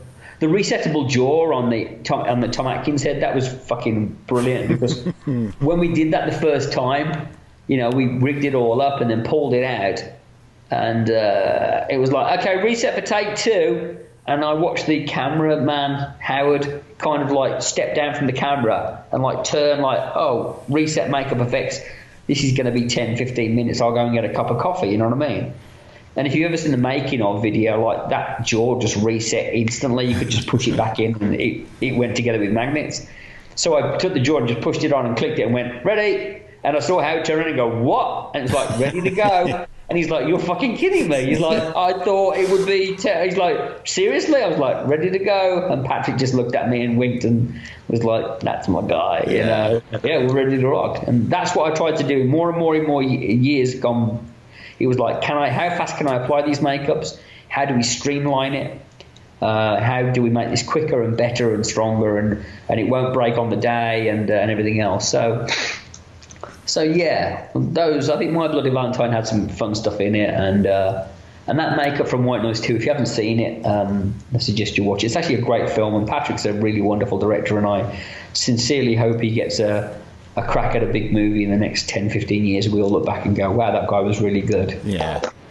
I know My Bloody Valentine, the stuff you did in The Collector as well, I love that. Yeah, Collector, we didn't really do. I mean, it wasn't really that much stuff. That was all kind of in-camera gags and just kind of cheating. Those are kind of torture effects, which are really easy to do when you know how. And a lot of stuff in The Collector, I shot myself. Do you mean Collector or Collection? The Collector, the first one. The Collector, yeah. A lot of that was just kind of cheating stuff and really isn't what it looks like. It's kind of a cheesy stuff. But, yeah, Collector was interesting. Collection had a great time, and Collection we had a lot of fun on. But yeah, absolutely. What's it like when you have stuff cut out as well? Obviously, because you're doing all the blood and the gore, and especially over here to get the 18 rating, you'll cut a lot out. Is that frustrating? Yeah, very frustrating, especially now with Hellraiser Judgment. Very frustrating. Ooh, yeah, we need to get onto that too. Yeah. I mean, I tend to be very aware of what's going to get cut out. I tend to know, and we know in advance. The funny thing about that is that, it really comes down to two things. Like, the MPA really don't like prolonged suffering, and they don't like kind of just like, viscera for titillation kind of stuff, So I usually know in advance, and honestly, that kind of stuff isn't technically challenging anyway, so it doesn't really bother me if it gets cut out. There was a situation where on Hellraiser 4, when the twins get turned into a Cenobite, we did loads and loads of footage of them being done. And the original Cenobite birthing scene was about 4 minutes long. 4 minutes. And I remember being at the studio and then bringing in the cut and watching it and really being quite appalled with myself. And feeling quite queasy. We all watched it, and even I was like, oh, that's a bit of a marathon, isn't it? You know what I mean? Like, they're going to be fucking throwing up in the aisles on that one. I mean, I think it ends up being 26 seconds, and it was a good 4.5 minutes. Holy shit. Well, I mean, you're literally looking at your watch going, okay, this is, how long is that drill going to be burrowing into that guy's face for, And, it was really quite nasty. I felt genuinely a bit appalled at what I'd done, So, yeah, you tend to know in advance when stuff gets cut out, So, I mean, I've never been really surprised and never been that bad because, honestly, usually it just means that it was another 10 seconds of blood spraying out of a hose pipe. So it's like, it's not a big deal, Yeah. And, of course, your connection with Hellraiser started at number 3 that you mentioned.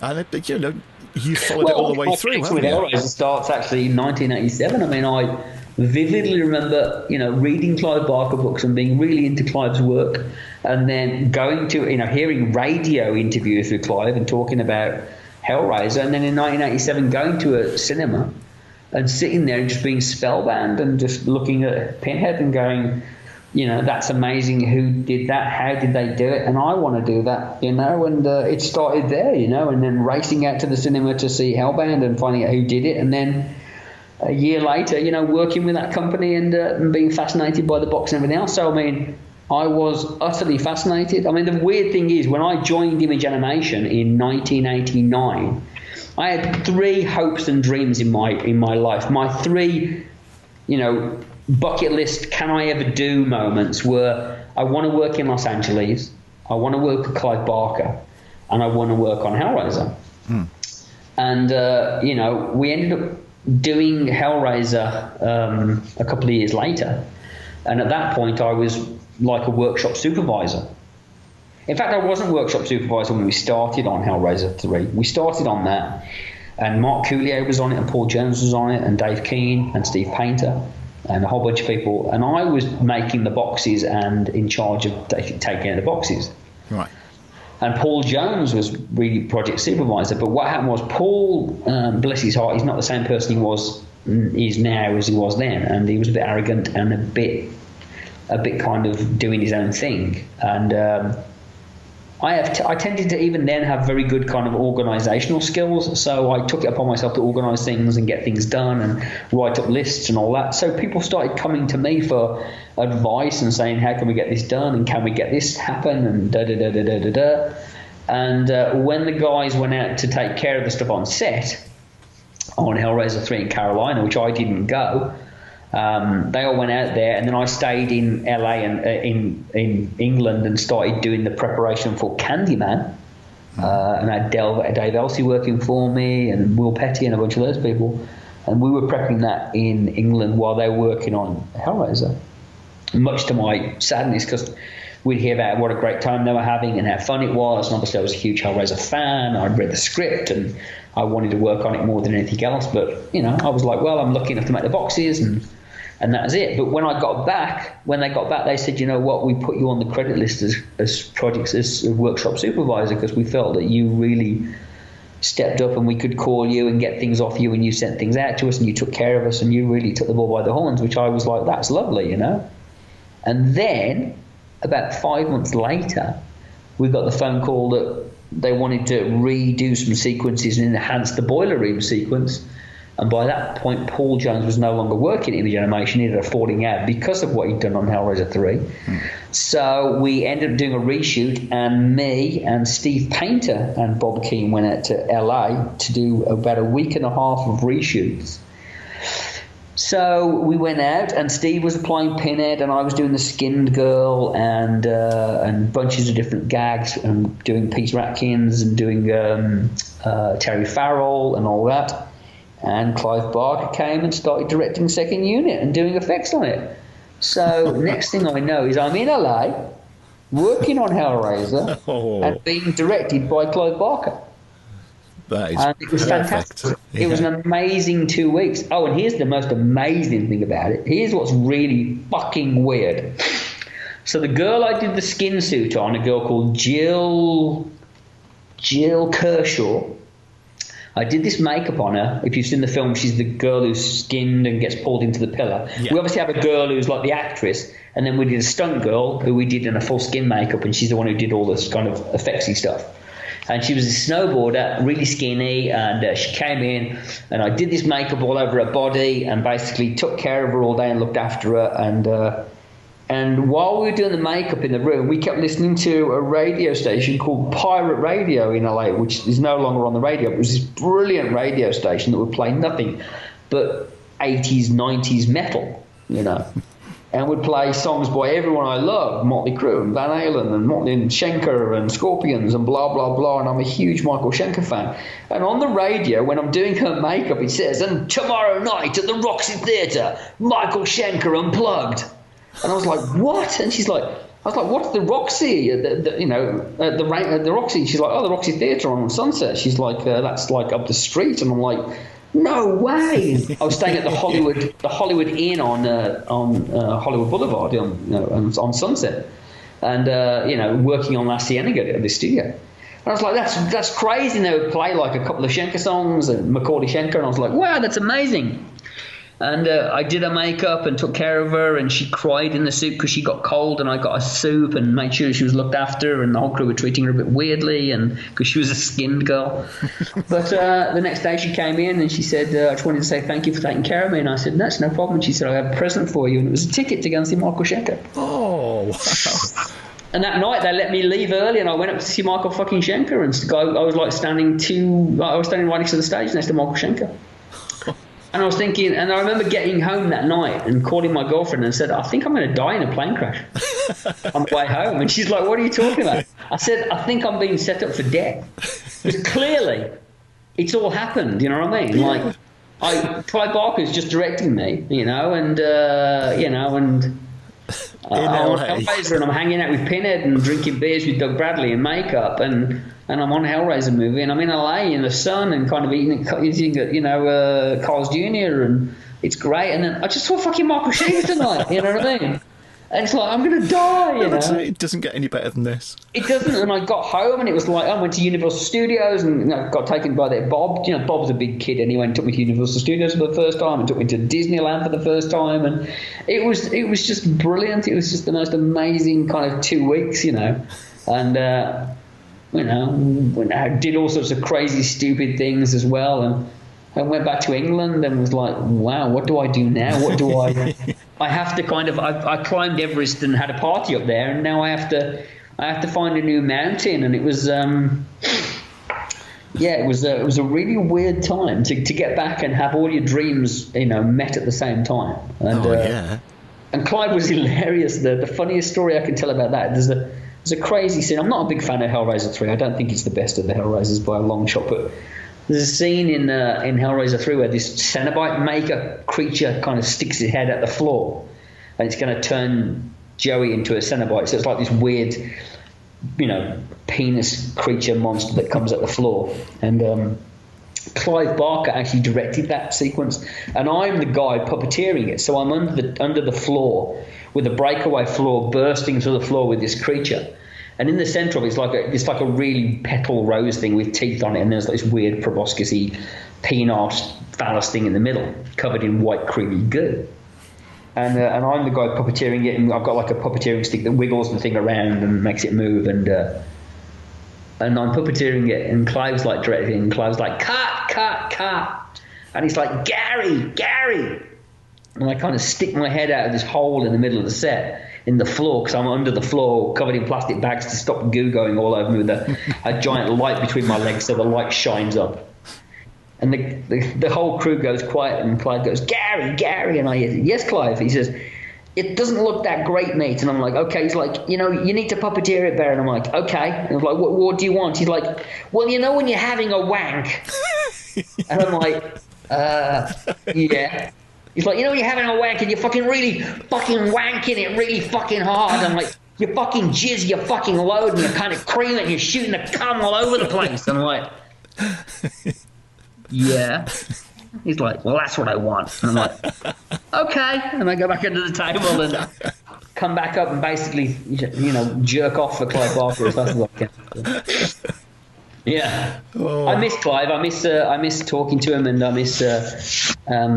I was really one of the regrets I have in LA is that I've not been able to keep in touch with Clive that much, and and he's been very sick of late, and I really miss that, because Clive was one of those individuals that he's just a funny fucking guy and just says some crazy fucking shit, and he's very he just has wild, bizarre, baroque ideas and kind of enchanting. And it was really nice around the time of Lord of Illusions and that to go to his house and just kind of see him painting and to listen to him chat and talk and to be a fan. But you know, he would say crazy shit. Like when we did Lord of Illusions, like there was a lot of outing going on in LA. Like it was really bad for gay guys to be known to be gay in the industry. You know what I mean? And yeah.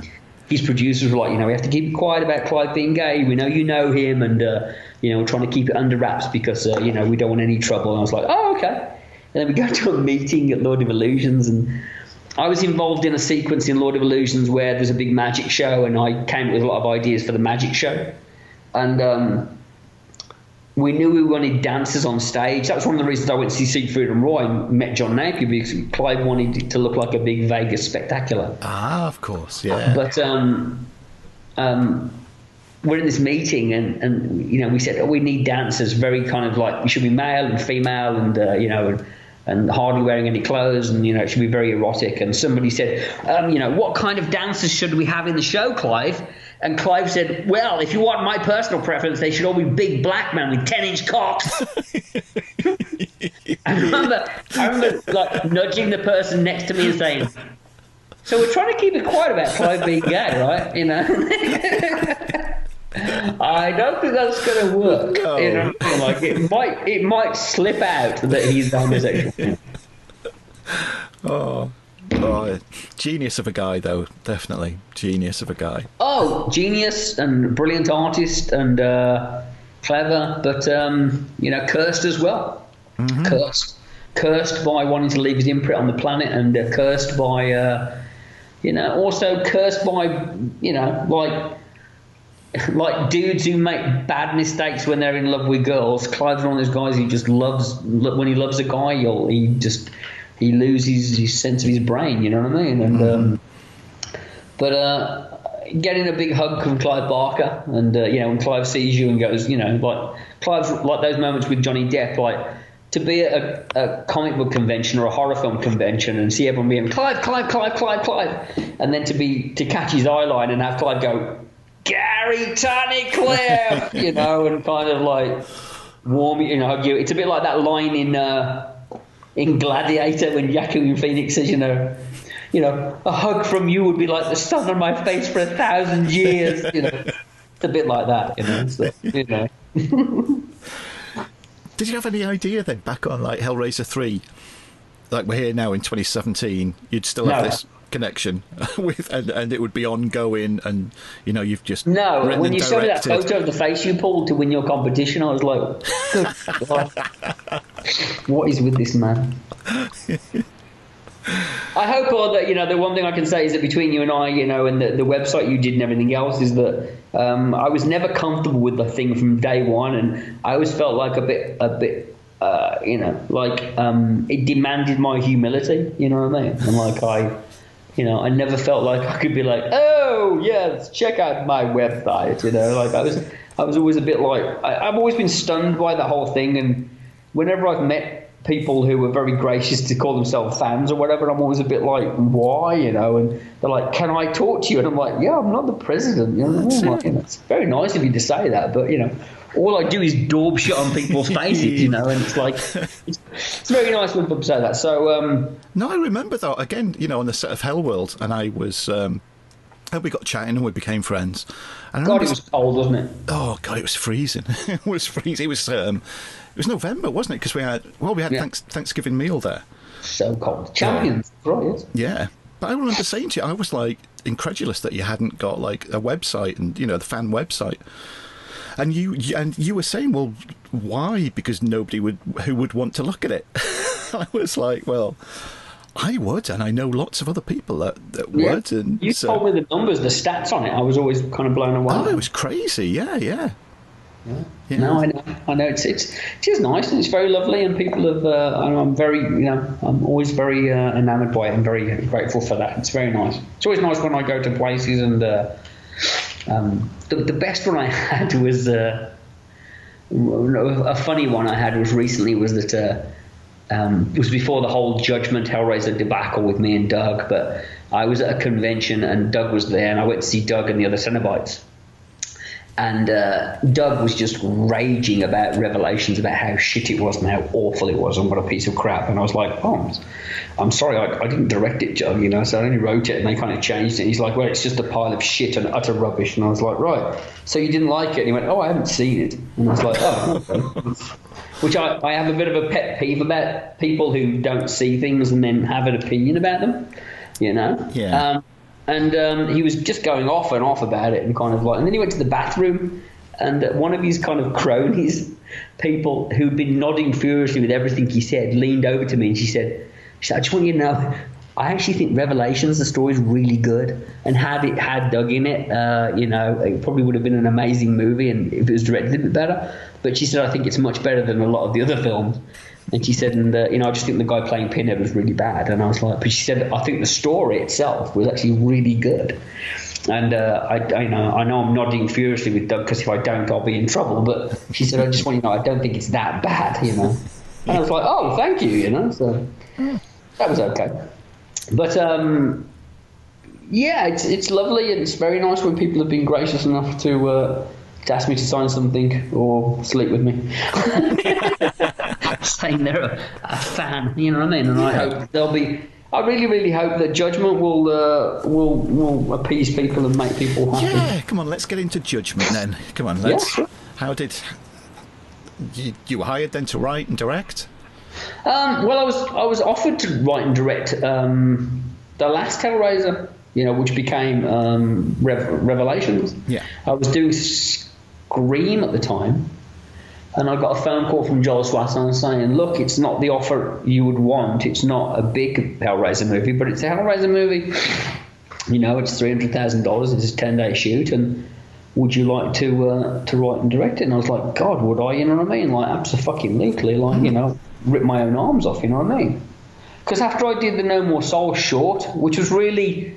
No More Souls was done as a way... When I got back from Hellworld, which I wasn't very happy with the movie, I kind of got back and said, you know what, I'll never get to direct a Hellraiser movie. I mean, a bit of a backstory. After Hellraiser 4 was done, I had an idea for a story called Hellraiser The Holy War, and I pitched it to Miramax and at the time, and they were like, oh, this is really good, really interesting. It was the idea was about a priest who believes that through perpetual suffering can you only be entered into the kingdom of God, and that's why he finds the box and takes it. And that was the idea. And I pitched it to Miramax, and they were like, oh, this is interesting. But then Scream came out, and they were like, oh, we're not interested in doing Hellraiser. Young, hip, teen, scary is where we're at right now. Mm. So Scream just killed Hellraiser 5 for me. And off we went. And then years later, I'm in Michigan doing Scream 4 with the late, great Wes Craven, who I loved. And... I get a phone call from Joel Swasson who says they want to do another Hellraiser. It's to retain the rights.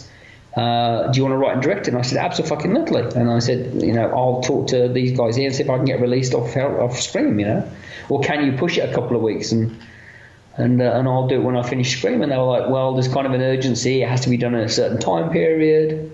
And basically, the powers that be said, look, we're not going to let you leave Scream. Scream is far more important to us than Hellraiser. So, no, you can't leave. So Scream again fucked me in the ass on doing Hellraiser movie. I was like, motherfuckers. But Joel said, well, you can't direct it, but do you want to write it? And I said, yes. And they offered me a really, really low amount of money. And again, if everyone thinks in Hollywood that you make big bucks writing movies, you don't. But the funny thing is, I actually did make a lot of money. And what I mean by that is, so I got paid, I think, $7,500 to write Hellraiser Revelations. Yeah. Now, some people might be going, well, that's chicken feed. That's ridiculous. You got $7,500 to write Hellraiser Revelations. Some people who were very poor, I'm sure, are going, Jesus Christ, $7,500, that's amazing. That's a lot of money. But here's the wonderful thing about it, was that I'd got the idea for Revelations. I already had a pretty strong idea of it. And I ran the idea by Joel Swasson, and he said, that sounds like a pretty good idea.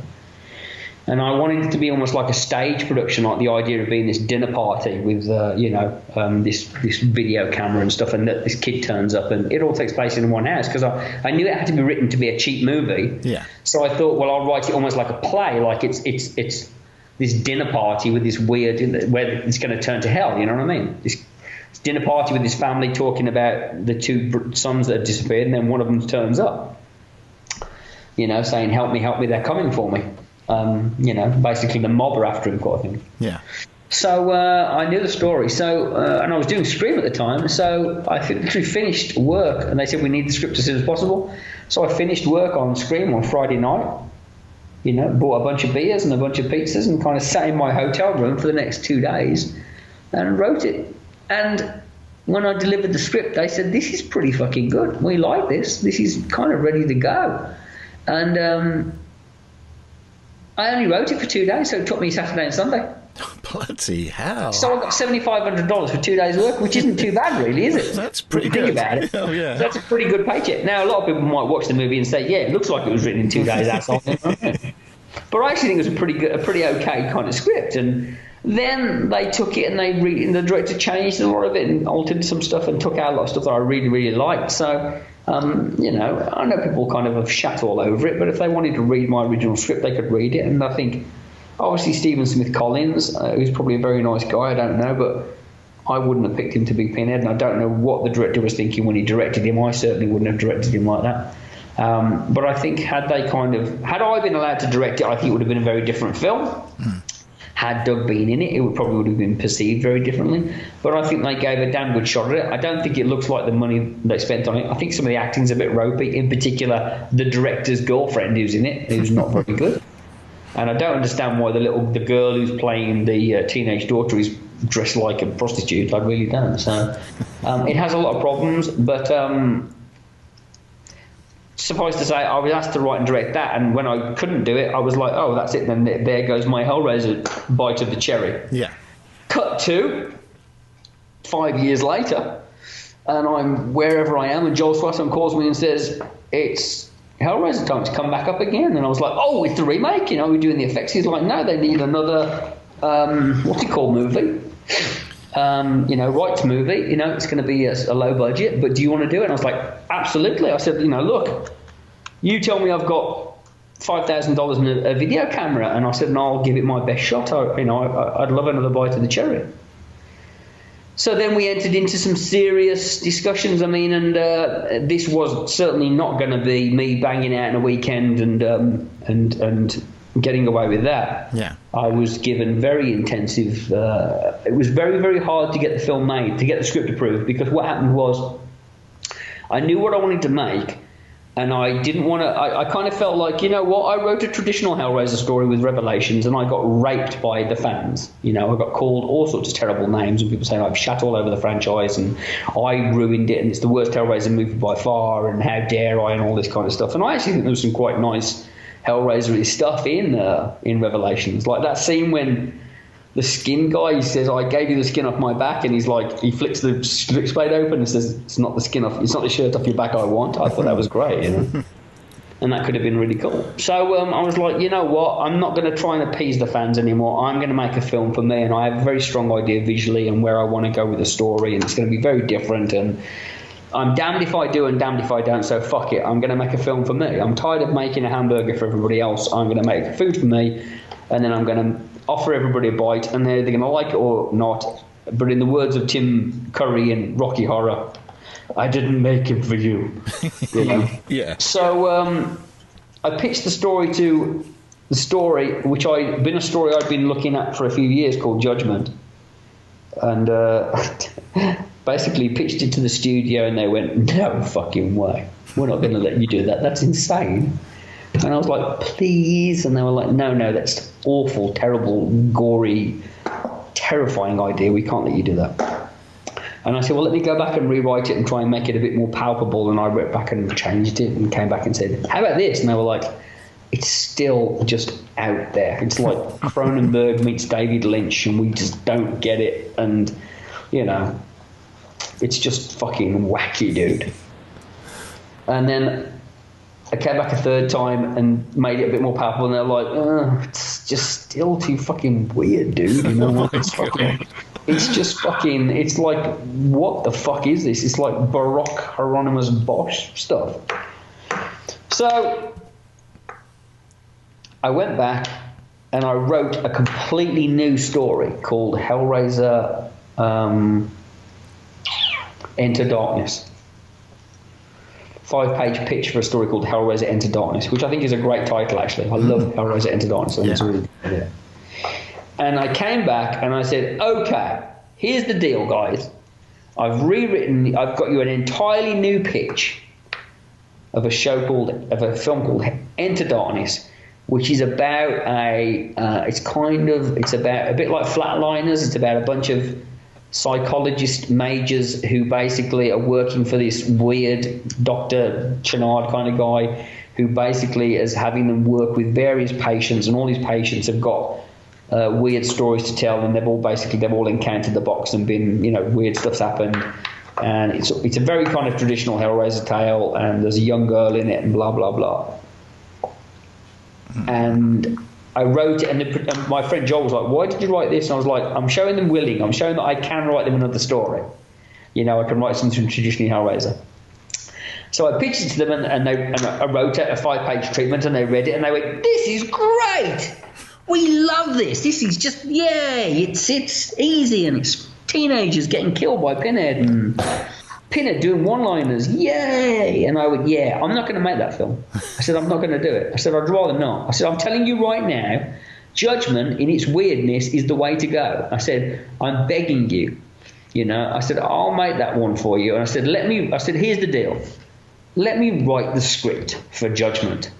I said, and if you don't like it, I said, then, we'll figure it out. But I said, I think I can write a really good script for Judgment. And they went, and I'm on this phone call with like 9 executives in New York, and they're like, okay, Gary, so here's the deal. Go away and write Judgment. But if we don't like it, you have to write Enter Darkness for free. And I'm like, okay, fine, I'll do that. They're like, great, have fun. And I'm like, fuck, I'm fucked. And I got off the phone, and I think I moaned to my girlfriend at the time, or whoever. I was like, my wife, I was like, so I have to write a script, but if they don't like it, I have to write another one for free. And they're like, are you mental? So I wrote it, and then I sent it, and then, you get the thing of like, you get the email that says, conference call, Miramax, here's your enter passcode, and you ring up and you have to do the whole, you are being entered into the conference call, and you get you hear people coming into the room, and they're like, hi Gary, hey Gary, hey man, hey Gary, hey guys, how are you? Yeah, we're good, we're just waiting for so-and-so, and they all come in the room, and you're like, oh, hey Gary, oh, Matt can't come in right now, so-and-so, we're just going to do the meeting without him. And it's like you're just waiting to find out whether your kid got into the, you made the grade. Yeah, it's got to be a killer. And then that nice moment goes, so we read the script, and shall I say it? Yeah, it's kind of good. We kind of like it. We think it's okay. You kind of did it. We kind of see where you're going with this. And I was like, okay. I was like, yay. They're like, well, we're not there yet. We got some notes. 17 pages of them. You're like, oh shit. And that's how it was for the next 2.5 months, I think. I got pages and pages of notes, and I did a draft and send it in, and you'd get, this is really good, we don't understand this, we'd like to change that, can we have this, how about that? And you get on the phone and you have discussions, and there's 6 people in a room, and you don't know who they are because you've never met them before, and they're just voices on the phone. And you don't know whether the person saying their suggestion is the next head of the company or some intern that was hired a week ago. You really don't know, so you have to try and be careful of who you say, yes, that's a great idea too. Or, if you've ever heard that discussion about Kevin Smith saying, we love your script, but we think it's fantastic. We just want a giant spider in it. It's like that, Yeah. You tend to get very weird notes at times, and you've got to really weigh up, what do I fight for, and what do I really kind of stick my foot in the ground on and say, no, guys, I'm not taking that out. You take that out, and you gut it. And I did kind of feel at times I was going, listen to me, I'm the fucking, I think I'm the voice of the franchise now, and I do know my Hellraiser myth, and I've been to school, and studied at the, I have a degree in Hellraiserology, so, I'm not an idiot, And, they'd say, why don't we do this? And I go, well, we did that in Hellraiser 4. Why did that? We did that in Hellraiser 2, It's like that was done in Hellraiser 6, So it was like, trying to do this. So there was an extensive period of rewrites and drafts and notes and getting it beaten into shape. And and then the question of Pinhead came up. And they said, what do you want to do at Pinhead? And I was like, I want Doug Bradley to play Pinhead without a doubt, and I think I know Doug and we have a great working relationship, and, I'd love Doug to do it. And they were like, yeah, if you can get him, great, fantastic, And I spoke to the producer and they said, yeah, we've got some money, we've got like $20,000 or something, We're looking at the script, it doesn't look like he's needed for that many days. And, I was like, no, I'll probably shoot him in a day, maybe two. So I literally got off the call and they were a little bit, Dimension were a little bit kind of like, we've heard some stuff about Doug Bradley, and I was like, what? They said, like, well, he's kind of slammed Dimension a lot in the last few years. He's never been very kind of hold back about what he said about Dimension, and saying that he's not a fan of us here. And I was like, oh, well, well, Doug's Doug, but he's great, and the fans love him, and I love him, and he's the man. And they were like, okay, well, if you really want him. And I was like, yep, we've got some. And I made sure that there was money in the budget for him. So so I called Doug, and I was very excited to call him. I was literally like the kid running home to say, I've got the pic. Here's my latest finger painting or pasta doodle, And I kind of called Doug and was like, Doug, Gary. And he's like, he's like, hey, you, how are you? And blah, blah, blah. And I was like, Doug, another Hellraiser movie, and this time I'm going to write and direct it. And I'm not lying, and I'm not bullshitting, and I'm not saying this to be mean to Doug. Doug's first words to me were, why are you helping those assholes make another film? Whoa. And I was like, what? And I was a bit like, well, we can make it really good. Why are you bothering? Why are you bothering? It's just going to be a piece of shit. And I was like, well, I'm going to write and direct it, Doug. I don't think it will be a piece of shit. And just to quantify something about Hellraiser Revelations, Doug's always said that he read the script and he didn't like it, and da-da-da-da-da-da, and that's why he didn't do it. Doug Bradley was offered $5,000 and didn't like the money. That's why Doug didn't do it. In my opinion, allegedly, Your Honour, and let the whole world know that Doug read the script and said, oh, I think it's pretty good. And then, unless he was lying to me, but as soon as we talked about money and they'd only got $5,000 in the budget for him, he said, I'm sorry, I'm not doing it for that.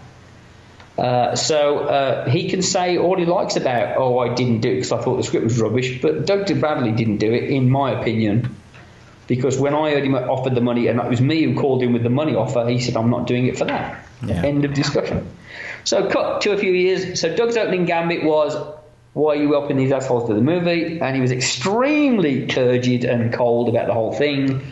And I was like, well, dude, it's me, we'll have a good time. And I think it can be a really fun script. And, you'll have something new to talk about. And the fans will be really excited. And you haven't done it for 15 years. And, it'll be really cool. It's only like a day in makeup. And he said, oh, well, if it's only a day in makeup, then I'm only going to be in it like the beginning and the end, aren't I? What interest is of that to me? And I was like, well, it's not a Pinhead movie, it's not. It isn't a Pinhead movie.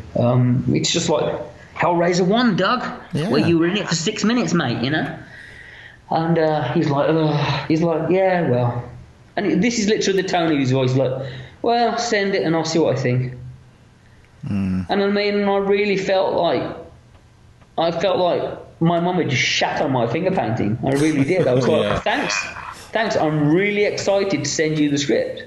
You know what I mean? I'm really, yay, Like, I really thought my friend would be a bit more kind of like, oh, really? Great, you get to do it? Oh, it'll be fucking great, Yeah, but like, you really take the wind out your sails. It really took the wind out of my sails. And I called the producer, who knows Doug. I called Mike Leahy. And I said, I'm kind of a bit dejected, and I want everybody on this film to be really kind of up and at them, and kind of into it. And he said, well, do you want to send in the script? And I was like, yeah, of course I do. And he was like, okay. He said, well, NDA, because obviously it's all very hush-hush, and we're trying to keep it all quiet, so we'll NDA him. which everyone was being NDA'd at the time, which is a very normal thing. Yeah. So I texted Doug, actually. I texted him, I didn't call him, because I was a bit deflated by the whole situation. So I texted Doug and I said, I need to we need to have you sign an NDA. And he was like, what? Did I text him or did I email him? I think I might have emailed him and said, hey, we need to get an NDA from you. Yeah. And he said, what are you talking about? And I was like, we need to get an NDA from you, and he wrote back to me and he said, I'm not going to sign an NDA. Well, no, that was it. We sent him the NDA, which is a very standard 3-page NDA. Very standard. That Mike had pulled from another company he'd done a film on. So it was sent to him with literally the Hellraiser, the name of the other film put out and his name put in. And Doug wrote back to me and said, I read this. What is this garbage? I've never read anything so stupid in my life. I'm not going to sign an NDA and be liable for $1 million, which I don't have, just to read a damn script.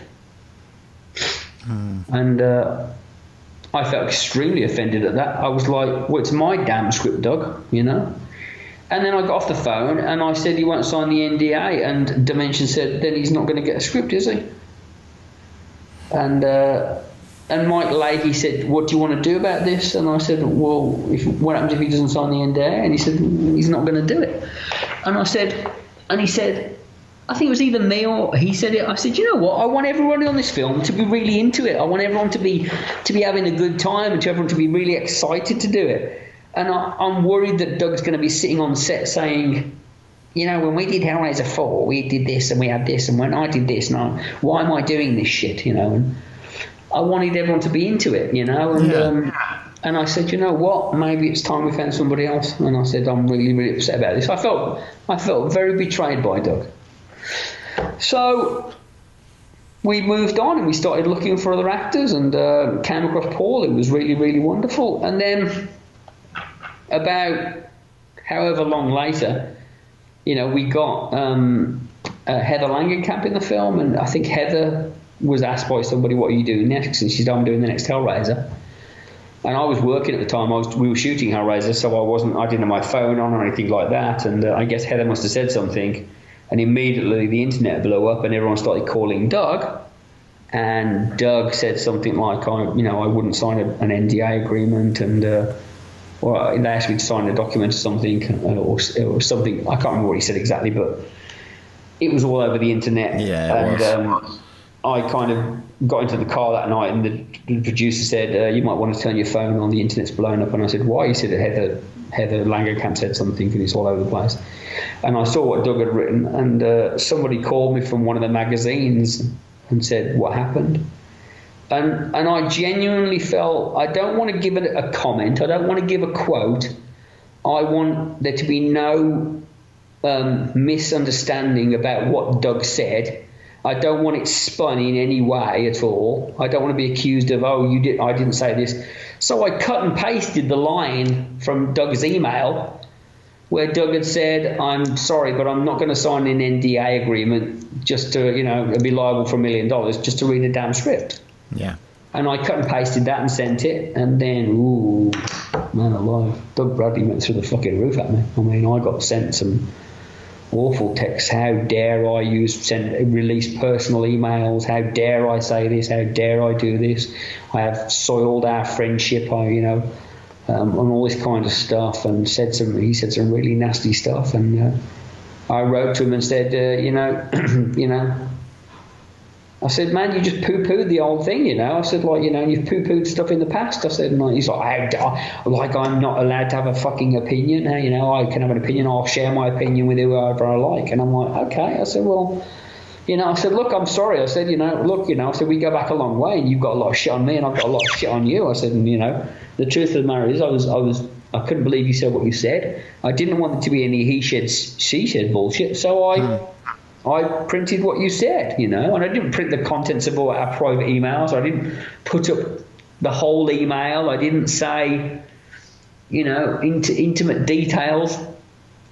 I just printed this one line, and he seemed to have his panties in a real wad about it. And because if you want to know my honest opinion, and again, it's just opinion and hearsay, Your Honour, my opinion is that that line kind of painted Doug in a bit of a dark light, and he didn't really like being seen to be anything nicer than a lovable, affable actor who plays Pinhead. Yeah.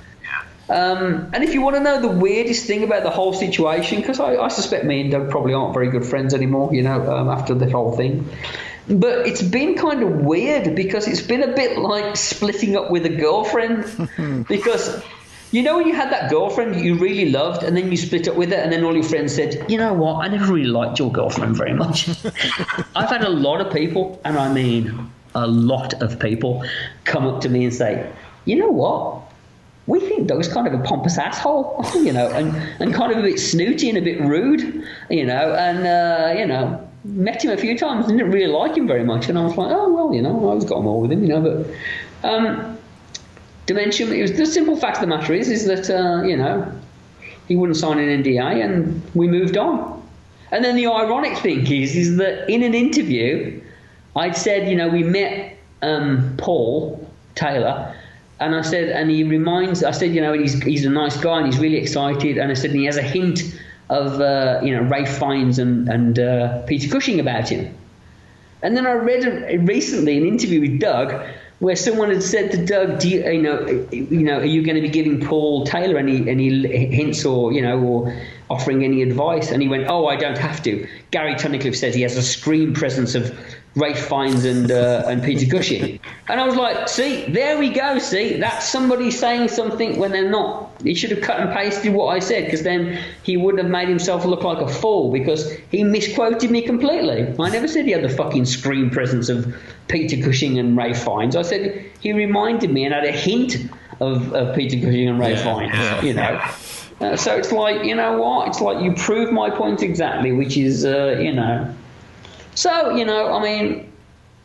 we moved on, and Paul turned up every day excited and thoroughly giddy and happy. And the one thing I really, really hope, I really genuinely hope, Doug can be as mean as he wants to me. I don't care. He can be horrible and not talk to me ever again. And if I see him at conventions, he can look away and tell me to go fuck myself. But I hope he's not mean to Paul, because Paul's a really lovely guy and he's a big fan of Doug Bradley and he was excited to play it and he tried to honour the character and everything else. And I hope that if the film does okay and Paul gets invited to a few conventions, and that if their paths cross, which I'm sure would be a bit weird, but I tell you now, if they did cross paths, Paul would be nothing but excited to meet Doug. And I genuinely hope that Doug wouldn't hold it against Paul and would be a nice and professional and courteous, another actor and not hold him any grudgement from me. He can be as nasty as he wants to me and he can hold against me all he likes. But I really hope that if their paths do cross, that Doug isn't mean to him. Yeah, it's a pity, isn't it, in this sort of age of social media and everything, that all that ended up online. Social media is horrible. I mean, I don't have a Facebook page. I don't have a Twitter account. I don't have Instagram or anything like that, because I find social media. I mean, I know we're on it now, but I find and I've made plenty of comments about this, and I think it really is a blunt force trauma tool. I really do, and I've said it before. If you don't think people read this stuff, they do. And I mean, I've sat with A-list actors and seen them very, very upset by the stuff that's written online. I was with Nick Cage, every day for a couple of months, doing his makeup, and Nick would read this stuff and he'd read just stuff that people wrote that was just so nasty. And he would say, I'd say, why do you let it bother you, dude? You've got to kind of like try not to let it bother you. And he said, you know what? He said, if someone writes a critical review, and says that, I thought Cage's performance here, and this was da-da-da-da-da. So I can kind of, I can deal with that.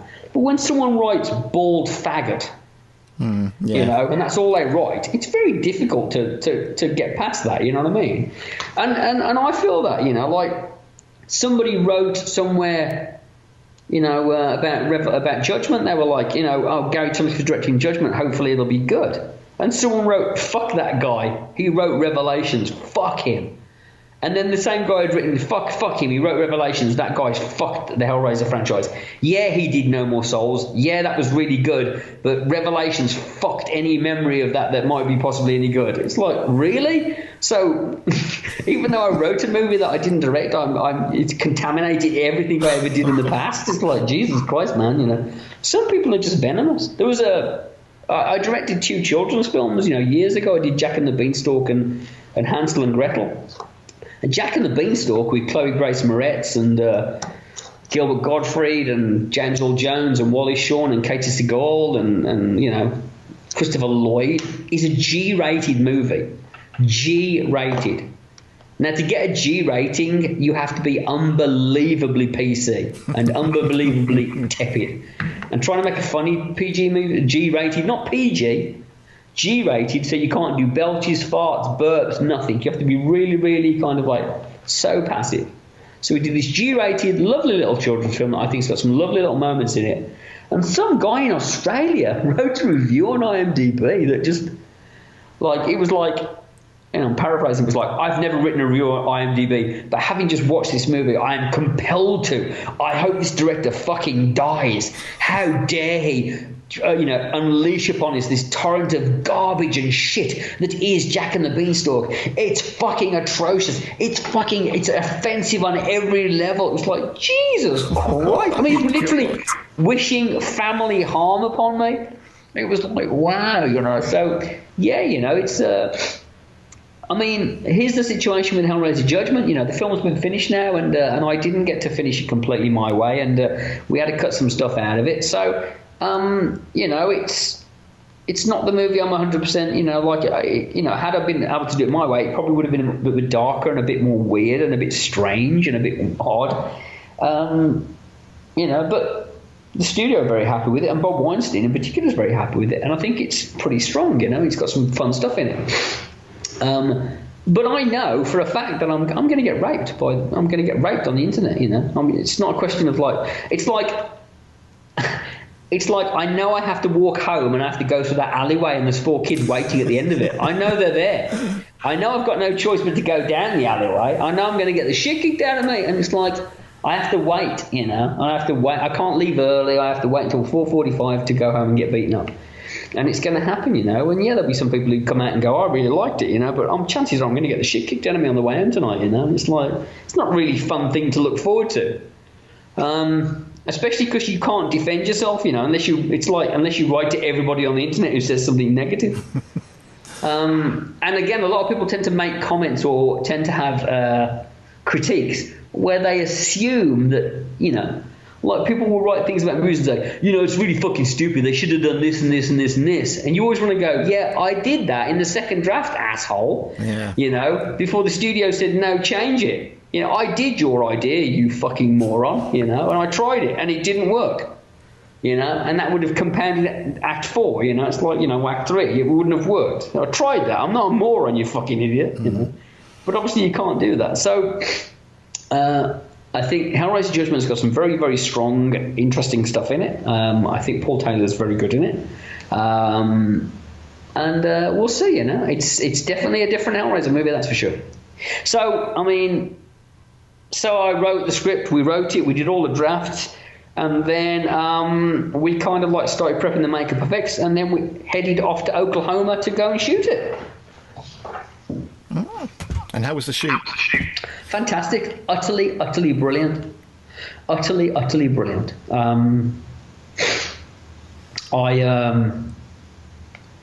Yeah, we a couple of actors we had to really fight and kind of like cajole and see if they would come and do stuff, and we didn't have a lot of money, so it was difficult for some of the actors to kind of agree to it. Everybody who was working on the film was very young and very excited. I had a brilliant DP called Samuel Calvin, who was as weird and quirky as me. And we did a lot. I'm a great believer in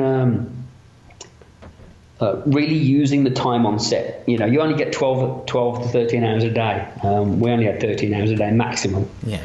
And I don't like going over time, and I don't like going over budget. So I don't waste time. I like to really have a strong plan going in, really strong. And the way I do that is basically what I do is I act out the entire script with my DP. We act it out and we pick our angles based on that. So I'll act out everybody's role in every scene, pick our coverage, and then we figure out how much coverage we need for each scene. And what I mean by coverage, for people who don't understand that, is, you know, how many angles and how many setups we're going to do. You know, every scene can be between 3, 5, 25, 40 setups, depending on what you're going to do. And obviously, you can only do so many setups in a day, usually, no matter how fast you go. If you do 70 setups in a day with one camera, then clearly you're doing something wrong and it's going to look like garbage. But to be able to move at a reasonable pace, you want to have 20 minutes between setups usually. So, you know, 35 to 40 setups is jamming along, you know. Yeah. I mean, on Sleepy Hollow, we would do 7 setups a day.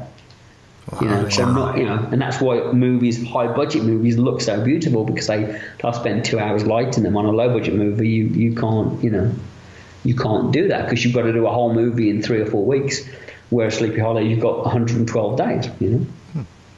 You know, big movies, you have a long time, so you can do 15 setups a day and make it look glorious and get lots of coverage. But, you know, coverage, you know, and getting lots of footage so that you can cut it and make it look like a high-budget movie, you have to really jam it out. So for 3 days, we sat in an office, and the first day I acted it all out, and then we figured out all the angles and figured out where we would do moves and tried to make sure that there was a flow for the movie. You know, you try and establish that some scenes have movement, some scenes don't, where you're going to go handheld, where you're going to go on sticks, where you're going to kind of keep it static, you know, where you want to kind of evoke a feeling of this.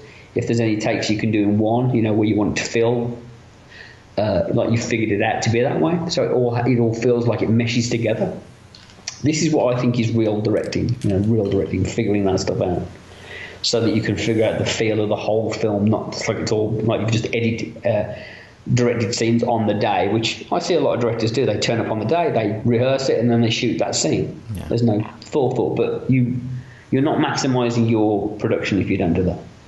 So we did that, and we acted it out, and planned the whole thing. Then I invited my AD in, and he sat with me while we did that. And then after about 3 or 4 days of doing that, you know, we're doing wardrobe stuff. Wardrobe stuff wasn't very difficult, because no detriment to my wardrobe people, who were very nice and very nice people, but honestly, it wasn't a wardrobe design show, it was a wardrobe buying show. And I did detailed drawings and pictures of every character that in the film, and sent them pictures of what I wanted them to wear. So all they did was the actors would come in, they would meet them, size them, and then go and buy clothes for them. Now, I don't call that costume design, I'm sorry. Yeah. That's costume buying. Any of the wardrobe in there that had to be designed and built for the Cenobites or for any of the other characters, me and my crew did it. You know, so they didn't design the wardrobe, they bought and purchased the wardrobe according to my specifications and my designs. Yeah. Production designer designed sets to my designs and drawings, and miniatures and reference photos. We had a bit of a bump halfway through, because they kept trying to dress sets the way I didn't want them, and I ended up throwing furniture off set and saying, these aren't your sets, they're my sets. But apart from that, everybody else just stepped up to the plate and worked like crazy, and they were beautiful. Camera guys were just great guys. I had such a blast with them, and they would come in on Saturdays actually for free and work with me and shoot inserts. And it was a riot. I had a great time. I loved my crew, and it was a joy to come on set every day, and a sorrow to leave. I had a brilliant script supervisor, Pepper. Michael A, he's my producer, was just there for me every day and protecting me. And then, of course, I had my guys' makeup crew. You know, Mike Regan was there, and Mike Meismer and Adrian Lim. So, I mean, yeah, it was great. And Oklahoma was brilliant. Oklahoma was tremendous. Like, you know, the people of Oklahoma were happy to have us there and excited. Like, there was a BMW dealership across the street, and we needed a nice car for one shot, and they loaned us a $150,000 BMW for one night for free. You know, and the police would come down and chat to us, and you know, and everyone was just like, "Oh, you're going to shoot a movie?" Like, there was a building I saw that I really loved for the apartment of one of our actors, and I said, "I really want this building," and we needed a penthouse suite, and I said, "That's the building where we're going to shoot." And they said, "Oh, well, the exteriors," and they were trying to find a penthouse suite, you know, in the area. We were trying to find a penthouse, and I said, "Well, has anybody gone into the building? Gone up to the top floor and said, 'Hello, can we shoot in one of your penthouses?'" And they were like, "Oh, that's a good idea." So then the locations manager went up, and turned out one of the people staying up there was like a guy he'd gone to college with, was like his best friend. I was like, well, will he let us shoot in his house? He's like, yeah. And when we said we were going to pay him, he got really excited. Oh, God, yeah. So it was awesome. So, I mean, yeah, it was great. I loved it. And I mean, and, you know, and the casting, John Gallagher came and played the character for me. And John's really funny because I think John thinks I don't like him because of Feast and all that. And I've always been very honest about John. I mean, I think John's a fantastic actor. He plays a character on this film that's just utterly grotesque and disgusting, called the Assessor, and he's wonderful. And John went the extra mile. He really, really did. But as a director, I've got no respect for him at all. I really don't like the way he directs, and I don't appreciate the way he directs. But as an actor, he's fantastic, and I can't say enough about him. So how's it standing now? When's it going to come out? I mean, I even read the other day about there was whispers of it getting a limited theatrical release as well. Yes, there is whispers of that. I mean, look, you know, it's funny. I saw Chris Pratt on TV the other night, and someone was asking him about being Indiana Jones, and he said, "You know what?" He said, "It's not real until it's real." And I was like, "Whoa!" Somebody else using a line that I use, and it's true. Nothing's real until it's real in this town. So all I can say is the movie's finished. It's edited and got sound and music, and it's all done. There's a trailer which I just saw. There's a poster, which is really fucking cool. Poster is utterly brilliant. I hope to God they use it because it's great. It's not, you know, it's not a big Photoshop thing. It's like a Drew Struzan picture. It's lovely. And I really hope it does it. But apparently they did see it and they were like, oh, we might do a limited theatrical on this. But I don't know. I mean, I'm not really supposed to talk about the film that much. They were a bit like, oh, just don't talk about it anymore. But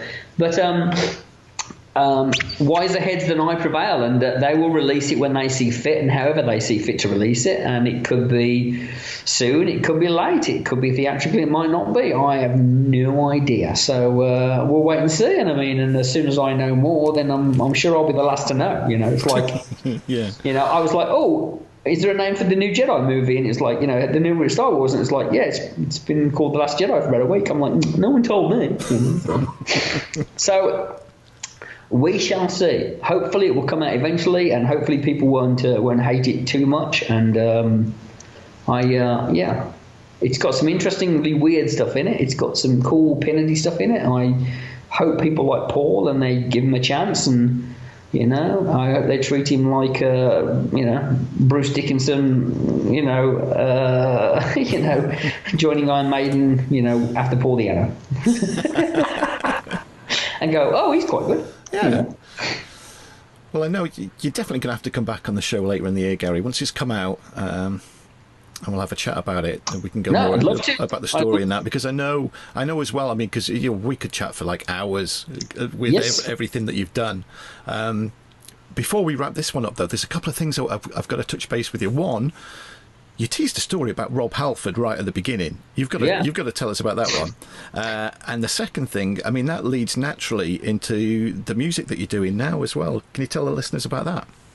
Yeah, so I mean, obviously I started off as a singer, and then it's impossible to sing in bands and have a band when you're in the movie career. You know, you can't practice with a band and rehearse with a band and be dedicated to that, which you have to be.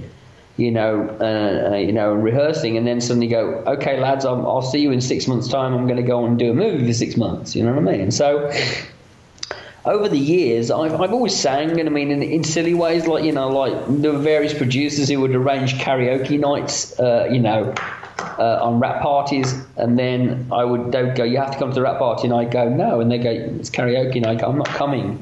And they go, you have to come, and I'd go, and then I wouldn't go and sign myself up, but then I'd be automatically signed up. And I had several producers who knew I could sing and said very kind things about me. And literally, you know, next thing I know, I'm on stage, and the crew are coming up to me going, we didn't know you could do that, you know. So I mean, I think I have a reasonable voice. And then over the years, working in the film industry, you tend to meet various people and hang out with them. And like, you know, I got quite friendly with Joe Elliott of Def Leppard, and you know, I was at Joe's house one night, his apartment, not his house, his apartment in LA, and he got a new acoustic guitar, and he started playing some songs, and I started singing, and Joe was like, man, you've got a set of pipes on you, you know what I mean? And he did Diamonds and Rust and a bunch of Judas Priest songs and stuff like that. And Scott Ian from Anthrax came to the shop one day and I had a guitar there, and he played a song, and we jammed together, and people have always said very nice things, and I've always kind of felt like I wish I was able to pursue music. And then one time there was one of those rock and roll fantasy camps in Vegas, you know, and it was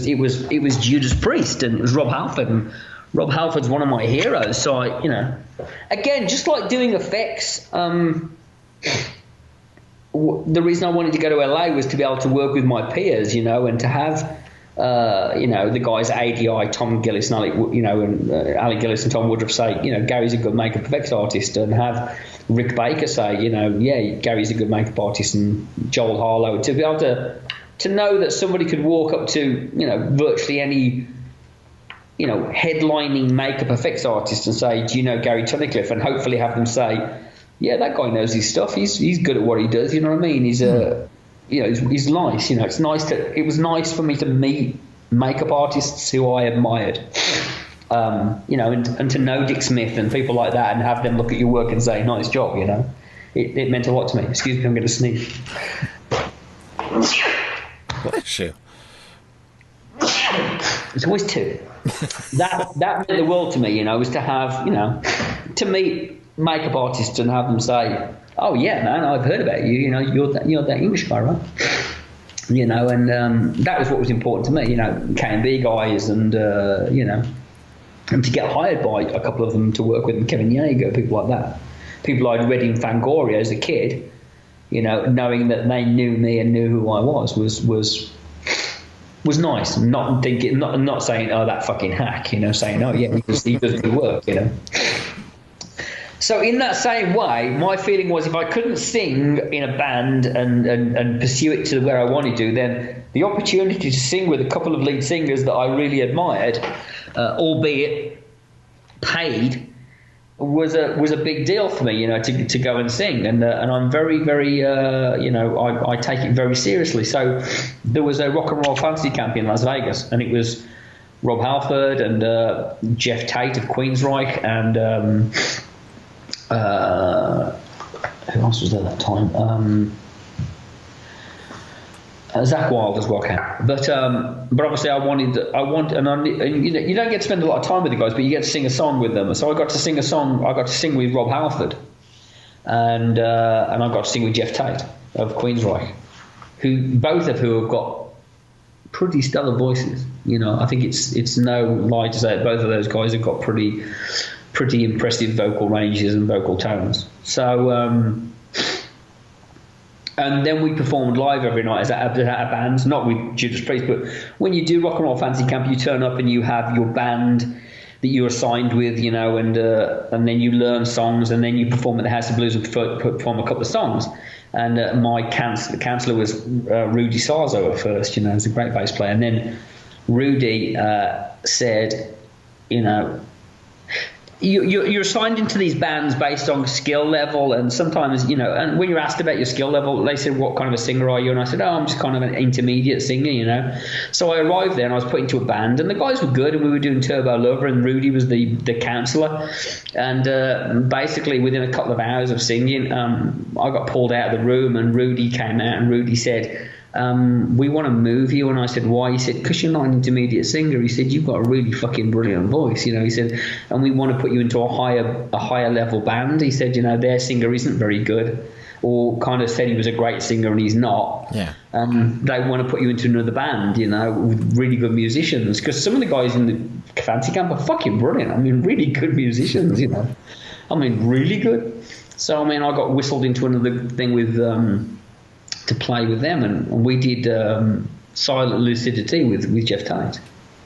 And it was nice to be in a room with Jeff Tate, and Jeff sings the first verse, and then I sing the second verse, and then, you know, and then when he left the room, everyone was like, you sang it better than him. You know, it's like, well, he's probably sang it a few too many times. But then, so then obviously the big thing for me was singing with Rob Halford, who was my childhood hero and a fucking brilliant vocalist. And what happened was, there was a Q&A session before we got to do every band got to do their song. And there's like 7 bands there, and you're all rehearsing in your rooms. And then what they do is Rob's on stage, and you come up on stage, and you play with Rob, and he sings, and then you leave. But before that happened, there was a Q&A session. And He was only there for like an hour, and I thought, fuck this, I'm going to get in straight away. So I said, I have a question for you. I said, I came to see you when I was 12 years old at Birmingham Odeon. And he rolled his eyes. I said, first of all, obviously I'm in Los Angeles. We're in Las Vegas. Everyone's American except me. And I said, I think I probably upped my Birmingham accent a little bit. I was like, hello, so my name's Gary, and I'm from Warsaw. And he looked at me and he's like, and he said, just so you all know, he said, and he's got a much broader accent. He said, just so you all know, Warsaw's like 4 miles from where I'm from, you know.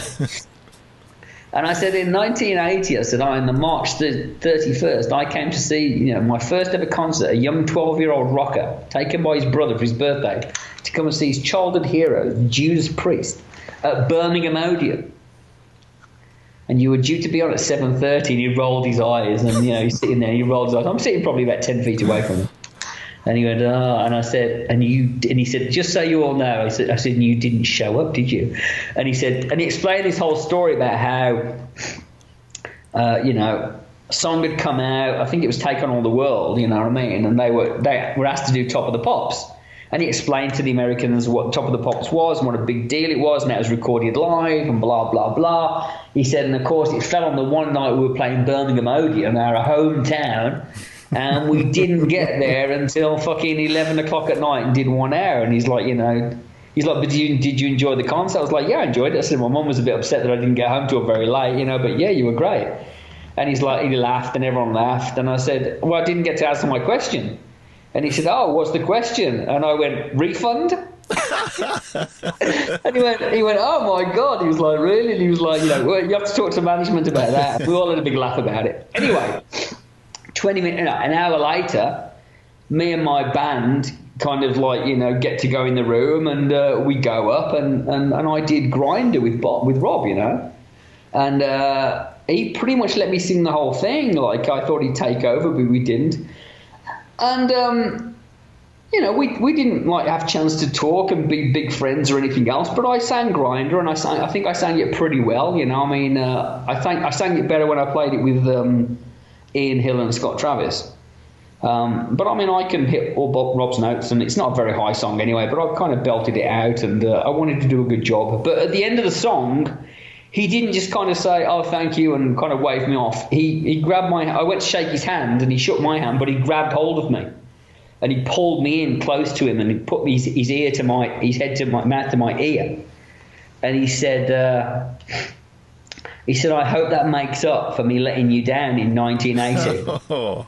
And he said, I can't tell you, he said, how proud it makes me, he said, to come here.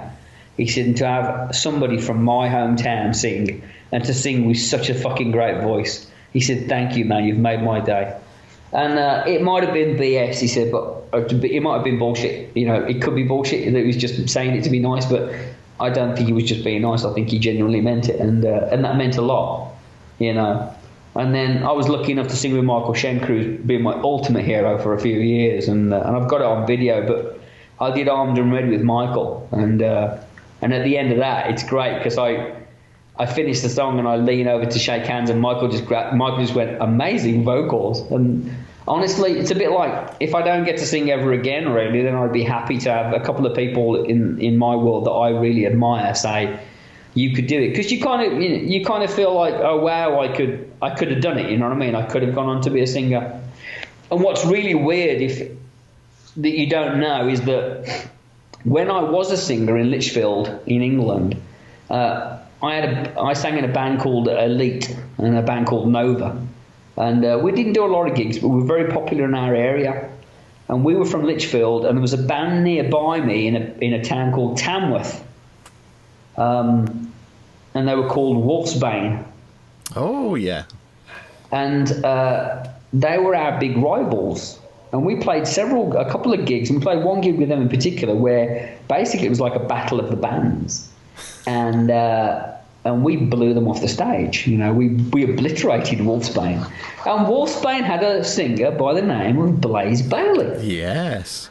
Who I always thought Blaze was really, really funny and a really kind of funny guy. And we went to a couple of gigs by Wolfsbane and kind of intimidated them, and I had a really weird moment with Blaze. But I'm not being arrogant or anything, but I always knew I was a much better singer than Blaze, you know, and everyone kind of said, you know, Wolfsbane are okay, but you've got much bigger chops. So when Blaze when I kind of moved on and stopped singing and went off, and Blaze worked his guts out and really worked hard with Wolfsbane and gigged and earned their stripes, and, you know, but years later when Blaze got the gig with Maiden, I had a lot of people call me and say, dude, isn't it weird? Like, you were the better singer. If you'd have stuck it out, if you'd have carried on singing, maybe you'd have been the lead singer of Iron Maiden now. Which I always thought was really funny, because I think, you know, probably definitely not, because whilst I probably was a better singer, I know for a fact that they interviewed better singers than Blaze, but Blaze was hired because, you know, because of a lot of things, you know, the way he sounded, the way his attitude was, his persona and everything else. So I think they were going for someone who fit the band as a person, not necessarily as a master vocalist. And I think actually that was probably to the detriment of it. You know what I mean? Yeah. Because I think unfortunately, if you're going to be the lead singer of Iron Maiden, you've got to be able to sing those songs. You know, and if you can't, and Blaze doesn't have that voice. He doesn't. You know, he sings his own stuff fine. You know, he's a bit for me. You know what I mean? But and I'm a bit more. You know. But he was always fucking hilarious on stage. He was a funny fucking guy. He had great crowd control. He really did. But it would be lovely to what I'm doing now, and the reason I'm here now, sitting in my house in Romania, you know, is that I've moved to Europe to pursue music a bit more and to be close to my family and stuff like that, and to be more of a writer director. But you know, I am rehearsing with a band, and we're called Cupid with the Bazooka. And, you know, we're going to start doing gigs very soon. And I'm really working to sing as best I can. And maybe it'll be just something that's, you know, I mean, everyone keeps begging me to do the voice, you know, and stuff like that. And I'm like, I'm not going to do the voice, you know. I'm far too old, ugly, and uninteresting to do the voice.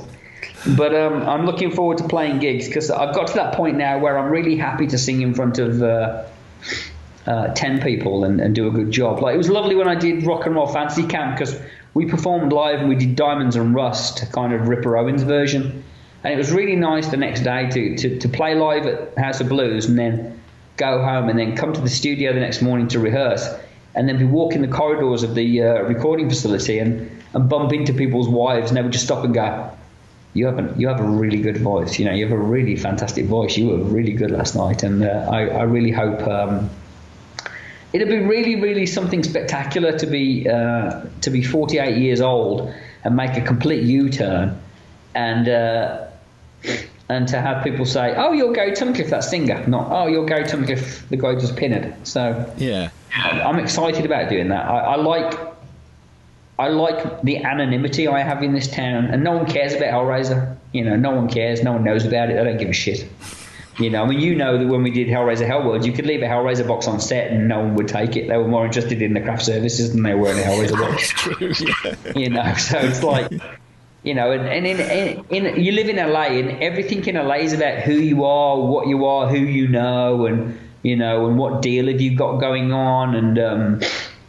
And over here, I just tend to tell nobody what I really do, and we don't tend to tell them. I'm just a dude walking around, you know, and I am just a dude walking around anyway. But I really hope that in 6 months' time that I can walk around Bucharest and someone stop me and go, "Hey man, I saw you at that club the other night. You were great. Your band was really good." I'd like to be stopped for that rather than, you know, being at a convention being stopped and someone saying, "Hey man, you wrote that shit Revelation." I'm going to kill you, you know, and murder your children. So it's exciting, and maybe it won't work out, and maybe it will, and I don't know, you know. But I'm willing to fail and willing to try, and, you know, just happy to be kind of like, it's nice to be sitting here designing logos for a band and not designing monsters and creatures. I got to a point, Dave, where honestly the phone would ring, and all I was getting calls about was, "We want to kill some people." You know, and you can't keep doing throat slashes and eye gouges and pulling people's ears off and cutting their fingers off. It just gets to be a bit boring and a bit like, you know, really, I've got to do more of this, and, you know, load up the blood gusher, and it's like, you know, it was, I've never felt really good about kind of waltzing around saying, "Look at me, aren't I fabulous?" You know, and it's weird because you know, I do have an ego, and I think I am egotistical, but I've always been far more interested in the, you know, the peer approval. You know, people that this might sound really, really dickish and a really stupid thing to say, but honestly, I don't find praise from people who don't do what I do or haven't done it that great. You know, I don't. It's different with singing, because then all people can enjoy singing. But regarding filmmaking and writing and makeup effects especially, someone's saying to me, "Oh, brilliant makeup effect," unless you know what goes into a makeup effect, it doesn't really do anything for me, because you can go on Instagram and see pages where people are just thousands and hundreds of thousands of subscribers to people doing blood cuts and wounds and casualty makeups, you know what I mean? And people don't really have any, you know, any appreciation for the true art of what goes into it. You know, it's like, again, I witnessed it. I did in Candyman 3, you know, I did, you do blood and gut makeup. You do someone getting gutted, and everyone on the crew's like, "Whoa, that's amazing, dude." You know, and I was on set one day, and, you know, I'm standing there, and one of the camera guys comes up and goes, "Why are you here today, man?" And I went, you know, he's like, "Who's dying? Who's going to get killed? You know, how they're going to die?" And I said, I'm not here for that. I said the old lady over there. And he's like, "Which one?" I said, "That lady there." He went, "Oh, the old lady?" I said, "Yeah, the old lady." He said, "What are you going to do to her? Are you going to kill her?" I said, "No, she's 42. He's like, "What?" I was like, "She's 42 years old, you idiot." You know, he's like, "Oh, that's fucking amazing, dude." And I was like, "Oh, well, there you go then, right?" You know, he's like, "I thought she was some old lady." And I was like, "No, you know, people don't really appreciate it, you know what I mean?" Yeah. And it's all just, and also I have to say that the level of quality of makeups that are being done now and the materials that are available is fucking outstanding. You know, it's like some brilliant stuff being done. I mean, it just feels like anybody really now with a little bit of skill can kind of, you know, silicone makeups especially, a whole lot easier to do than foam. It's very easy to paint silicone and make it look good. You know, if you intrinsically colour it and glue it on, it's pretty seamless. Whereas I think there's a lot more skill to making foam look like flesh. Yeah. And I think some of that's been lost. So I think maybe because the level of teaching, it's like I was thinking about this last night. I was thinking, if you could go back in time, you know, if you could go back, if you could take a motocross rider from now, you know, if you could take Travis Pastrana back to 1975 and bring him out in front of Evel Knievel, can you imagine what would happen when he did a double backflip? You know, you would literally cream your fucking pants, wouldn't you? Everyone would be like, so Evel just tried to jump over 4 trucks, and this guy just did 2 backflips on a fucking motorcycle. It would blow your mind. Now, how is that the case? Because the technology got better, you know what I mean, and the bikes got better, and people got better at it, and there's more chances to practice and rehearse, and you know, more motocross schools, and you know, just the technology. And it's the same with makeup. You know, it's like it's all there for you now. You can go online and look it up, and you can go to stores. You can go online to Neil's Supplies and get every material you ever needed all in one place. You know, like when I was doing it, you have to go to a dental store to get some dental alginate, and you have to go to an art supply store and, you know, to get some clay, and it was really tricky to get everything. Now it's just one shop buying, and if you're in LA, Jesus, you can buy eyes and teeth and foam latex appliances and prosthetics that are really good and custom made paints. It's taken the guesswork out of it, and then you can go online and see a million tutorials. And yeah, there's that. It's kind of lost its, you know, to me, it's lost its magic, and honestly, I'm a little bit over sitting in a chair and painting someone and then listening to them harp on about, you know, like I did a couple of makeups on some pretty shallow individuals who would just sit there staring at their own, you know, Googling their own name while I was doing their makeups, you know what I mean? And just obsessed and whining about their privileged lives, you know what I mean?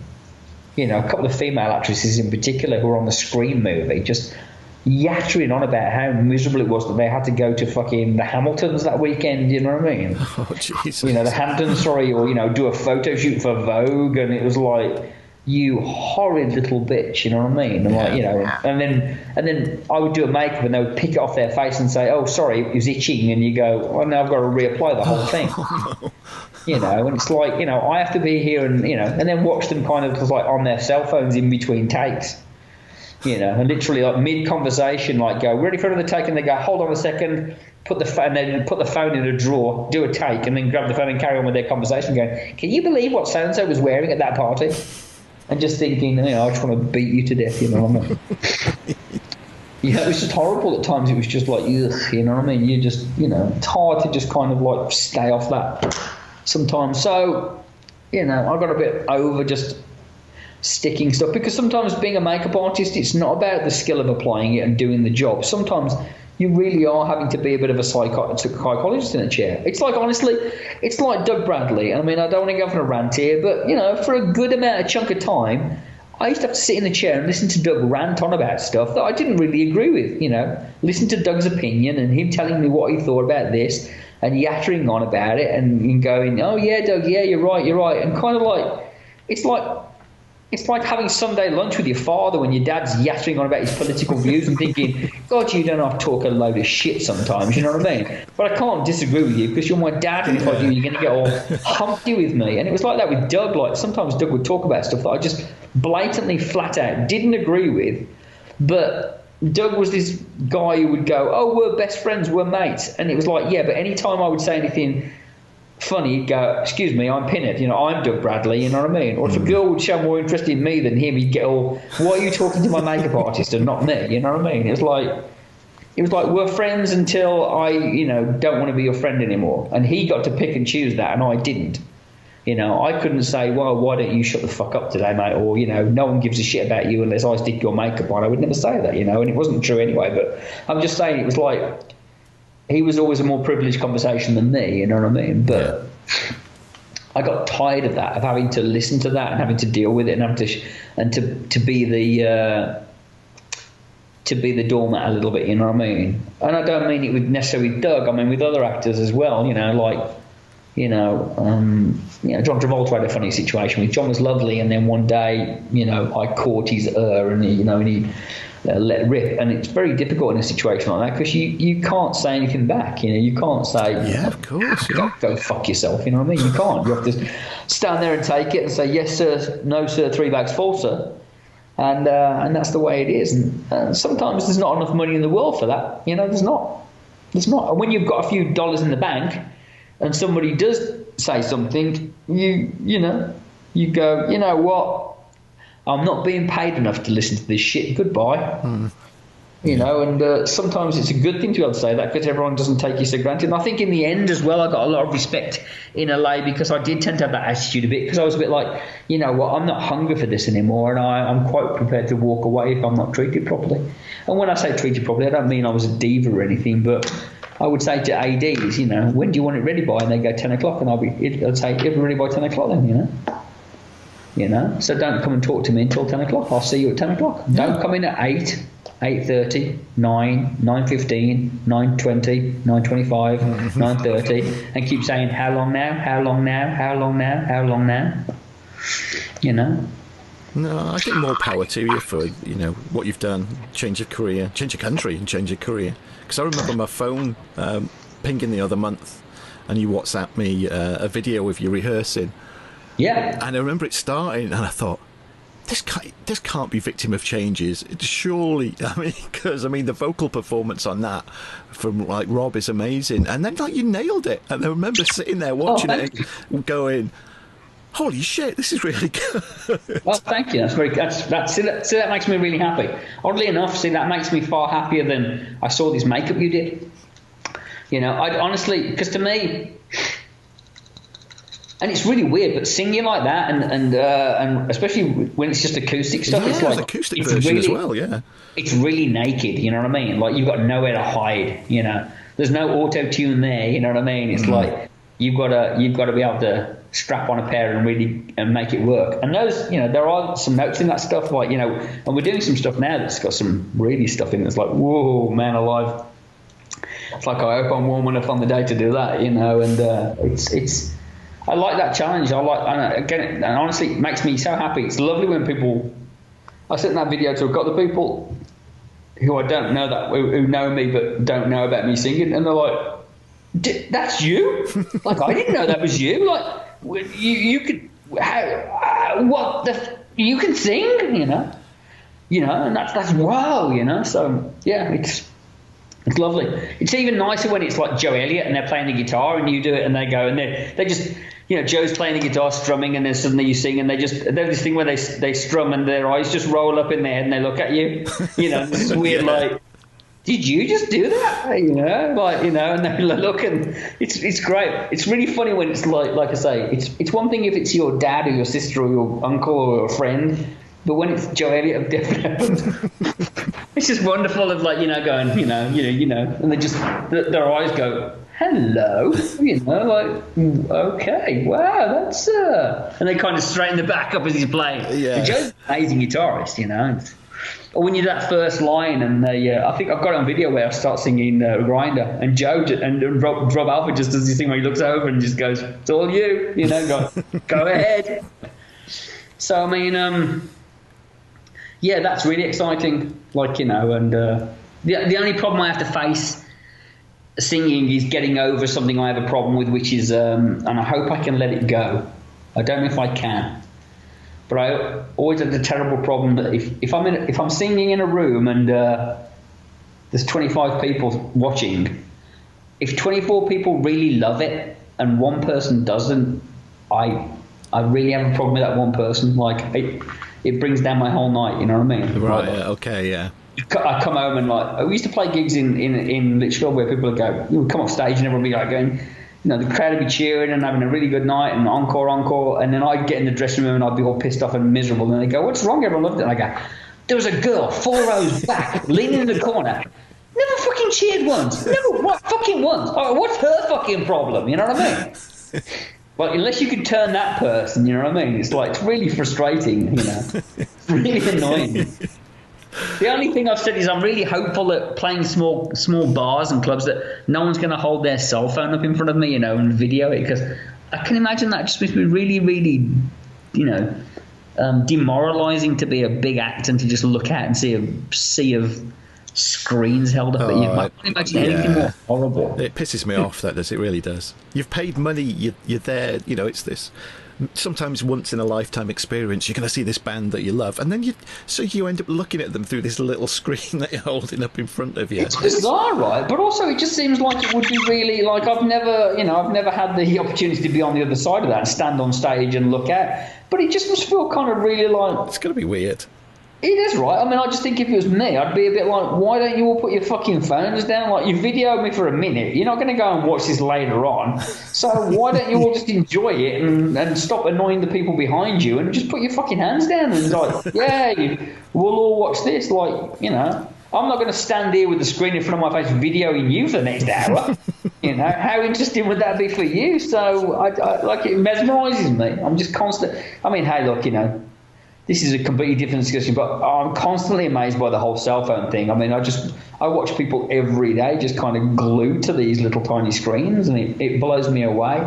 It blows me away in several reasons. One, because I find it really kind of disconnecting, but also it amazes me that in all the science fiction movies and all the things that we've ever seen, predictions of the future, nobody ever predicted that. And nobody ever predicted the massive obsession and connection to social networking.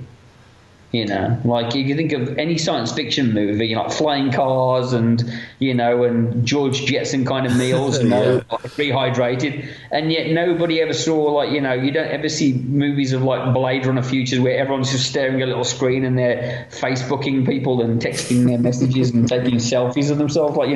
In Blade Runner, there's no one in the background of the sushi bar selfieing himself. You know what I mean? It's the one aspect of modern technology that has never ever been predicted in any way, the selfie, or sending a picture of your penis to somebody. It's It's bizarre, right? It's like no one ever predicted it. Like Star Trek. Kirk's not on his thing going, Kirk to Enterprise, send me a picture of your cock, Scotty. Yeah. Hold on, selfie, crew, get in. Yay! Send me a copy of that. Yay, we'll do. Yeah. Look, we're on the planet Trigon 4. Yay! Put a filter on it. Hold on, first. I'm just gonna take a quick Snapchat video of this chick I'm fucking right now. This green chick with 3 boobs. Yeah, that's. That would make for a whole different episode. Wouldn't it just? But even now, it's like no one. It's like even now in every future movie you see, you don't see people like in Passengers. No one's selfieing themselves. You know what I mean? Or it's bizarre. It's weird.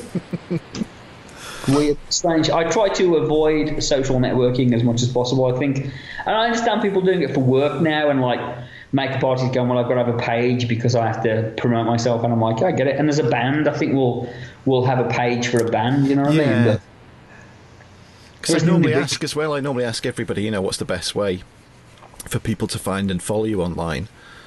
So people got to watch out for the band page. Would be one that's upcoming.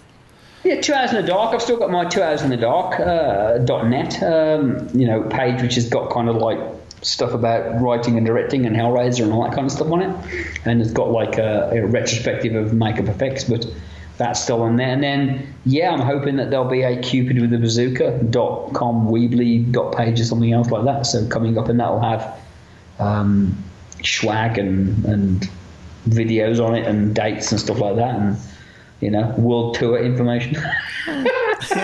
Hey, so the next time you're on, we'll have an update about Judgment. We'll go through some more of the films that you've worked on, cool. And we'll have news about your latest album. Yeah, I don't think we'll do an album, but I think we're going to record some songs, and definitely, we're essentially doing covers, but we do have some original material we're going to work on. I'm really hoping that being in a small city like Bucharest, that if we can get a bit of a name, that then we might be one of those bands that, if another band comes to town and they need someone to support them, then we could get a support slot here and there, maybe. I don't know. We'll see. Yeah. I don't know. I'm very excited about the whole thing. We'll see. It's either going to be good and it'll lead to other things, or, it'll be utter shit, Or, we'll get online and do some videos and do a couple of songs, and then, I don't know, Richie Blackmore will call me and say, hey, we don't like our new Rainbow singer. You come and do it, mate. And I'll be, yeah, Richie. Oh, I'm down with that, you old sucker, TNT will be like, we need a singer because Tony Harnell's not with us anymore. And I'll be like, abso-fucking-lutely, mate. That's it. You'll be the go-to guy. I would be for TNT, definitely. I'd like to sing with TNT. So, we'll see. Who knows? Who knows what secrets lurk in the hearts of men? No, it's great, and it's really good to hear you're so excited about it as well. I am excited. I am, and I like my house, and I like living here, and I like doing my little bits of stuff. And I've actually been, like, for the first time in my life, in years, I've been more attached to the news. I get to watch what's going on in the world, and it's good. It's good. It's very exciting. I am excited by the future, and it's nice to talk about something other than makeup. And I realise that I'm not that guy, because honestly, I don't yearn to talk about it. I don't want to talk about makeup effects. I don't want to go yatter on about prosthetics and stuff. I have a couple of people in LA who are friends of mine who are makeup artists, and they do call me or text me and say, hey, we're doing a thing. What would you do for this? How would you do it? And that's fine. That's about as much as I want to do. But somebody actually asked me the other day, they're like, do you miss the business? Do you miss thing? I'm like, no, I miss sushi. I miss sushi in my valley, and I miss the sunshine sometimes. But no, I don't miss. And I've got a little studio here, and I paint here, and I'm doing some pieces for myself. But I mean, it's funny. I had lunch with Rick Baker before I left. Yeah, I remember you sent me a photograph, and it was my god, name drop. Oh. And we have a lot in common, because it's just like, I think he feels a bit the same. I mean, Rick's obviously have a very luminous career, and has massively achieved everything. But he's got this beautiful studio in his home, and he just kind of like gets up and does his thing and has a bit of lunch and potters around and enjoys his time with his kids. And I mean, he still loves makeup, but I kind of feel like I've got like a miniaturized version of him. Like I've got my little studio, and I get up and I have my coffee, and I kind of like do a bit of painting, and but my kind of go-to thing right now is the music thing, and and then probably the screenwriting, and seeing what happens with Hellraiser Judgment. Because my feeling with Hellraiser Judgment is it's probably got a couple of different avenues. It's either going to come out, fall flat on its face, and everyone's going to hate it, and I'm going to get utterly, crucified, and no one's ever going to call me to direct again, and that's it. And I stay here and I sing and I do my thing. Or it's going to have mediocre success, and some people will like it, and somebody directing and producing a $1 million horror film or a $500,000 horror film will say, hey, get that guy, and they'll pay me, and I'll go out to wherever and direct that. Or someone, a bigger movie, or might say, like a $3 million, $5 million movie, they'll say that guy's really good, let's get him, and blah blah blah. So I'm waiting and willing for all of those chances, very aware that it could be good, bad, or ugly. You know what I mean? And I've always planned on the ugly scenario. I think if I ever had one piece of advice for anyone in the world, it would be, if you do something, whatever it is, assume the worst and have your plan in place based on the worst, and that way you'll always be up on the situation. If you assume that the very best is going to happen and you're going to crumble if the worst happens, then chances are you're going to go down in flames. So be prepared for the, go out, have the umbrella ready, you know what I mean? Because you can't just assume it's not going to rain. So if you've got a really good umbrella ready at the ready, then you'll be okay. And if sun comes out, then you'll happily throw the umbrella away and enjoy the sunshine. And that's the one piece of advice I would give to absolutely everybody in every career they do, and if they're going to do everything where they're going to put themselves on the line, then be prepared for the worst. Don't go out on stage singing in the first night and expect everyone to be like, oh my God, the messiah of vocals has arrived. Go on stage assuming you're going to fall flat on your face and probably get booed off. That way, when you don't get booed off, you'll be really happy. And if you do get booed off, you go, I was kind of expecting that. Yeah. Expect to make a film and have everyone say, what a bag of shit. You just fuck the whole thing up and it's horrible. And that way you'll go, yeah, I kind of expected that. You ingrates. You ingrates. You toadying ingrates. Oh, we'll find out the reaction soon enough, won't we? Either way, you've got, an exciting and interesting 2017 ahead, that's for sure. Absolutely. Yeah. I'm thoroughly chuffed in what I'm doing. It's always entertaining to see every day what Donald Trump's doing and to see what he's up to. Oh, yeah. Be thoroughly entertained. There is that free entertainment we've got right there. He is. He's an interesting man to watch. I thoroughly like what he's doing, so there we go. Well, until next time, Gary, and just for the sake of the edit, of course, we'll say goodbye. I've got one question for you before we leave. Sure, go on. Patriots or Falcons? Now, you're asking a Steelers fan. I know that, so it doesn't matter. That was a great game, by the way. That was a good game. That was almost like the Super Bowl game itself the other week. I can't shout for the Patriots, even though they're AFC. See, the same as me, see? I just fucking hate Tom Brady. I can't do it. I can't do it. I can't do it. I just can't do it. It's like I feel about Tom Brady like Wes Mantooth feels about Ron Burgundy. I hate you, Tom Brady. I hate you to the very core of my being, but God damn it, I respect you. So I have to go with the Falcons. So it's me and you shouting for the Falcons this weekend. I just can't stand fucking Tom Brady, and he let that ball down last time. He fucking cheated. But I do admonish that he's an I mean, I watched all of the wild card games. Thoroughly enjoyed them. Thought the fucking Packers game was just, getting to the quarters was great, and then they just got obliterated. You know what I mean? Yeah. And I mean, the Falcons obliterated as well in their quarterfinal game. So I mean, it's definitely the two strongest sides. Look, I'm a Chicago's Bears fan. Have been since 1985. So it's not my team in there, but I can't root for the Patriots, and I can't root for Tom Brady, even though he's such a fucking amazing player. So yes, I'll be going with the Falcons this Sunday. Yeah, we'll have to swap a few messages on Sunday night and see how the game goes. It's going to be a late one for us, right? We're going to be how are you going to manage that? 'Cause you have to drive to work the next day. Yeah, I might have just wheedled that I don't have to drive to work the next day. It's going to be a long night. That is for me. It's going to be a long night. Yeah, I mean, you're even further ahead than the UK. So I'm 2 hours ahead of you. So I'm going to be pretty droopy-eyed by the time Lady Gaga finishes her first. I hope it's a tight game. I've got a feeling it's going to be pretty tight. I think we'll know in the first quarter how it's going to be. Yeah, I think so. I think it'll be a good game, definitely. Absolutely. Yeah. It's been a pleasure, Dave. Yeah, I knew it would be, Gary, and I'm sure everybody listening to this agrees as well. Yeah, it's been an absolute pleasure. Always great to have a chat with you. And yeah, we'll definitely have to get you back on at the back end of the year. Let's have another catch-up. Absolutely, it's been my pleasure. And if we don't do it on the podcast, let's do it ourselves. Yeah, of course, why not? Awesome stuff. All right, cheers, Gary. Thank you. Thanks, Dave. Take care. The alarm bell, as always, unfortunately means it's the end of another episode, and one in which I'm sure that you were entertained with all those great stories that Gary had to tell. Please, when you do get around to watching Hellraiser Judgment, send us a message about what you thought about it. You heard Gary talk about the problems they had making it and everything that's involved nowadays in making a lower budget film, everything you go to, the troubles, the trials and tribulations as a filmmaker that you've got. I know there's a lot of thoughts already online, which is absolutely crazy when it hasn't even been released. So send us an informed judgment, see what I did there, of what you thought about the movie when you've watched it. The ways that you can do that: if you go to our website, which is 60minuteswith.co.uk, there's a contact us form on there.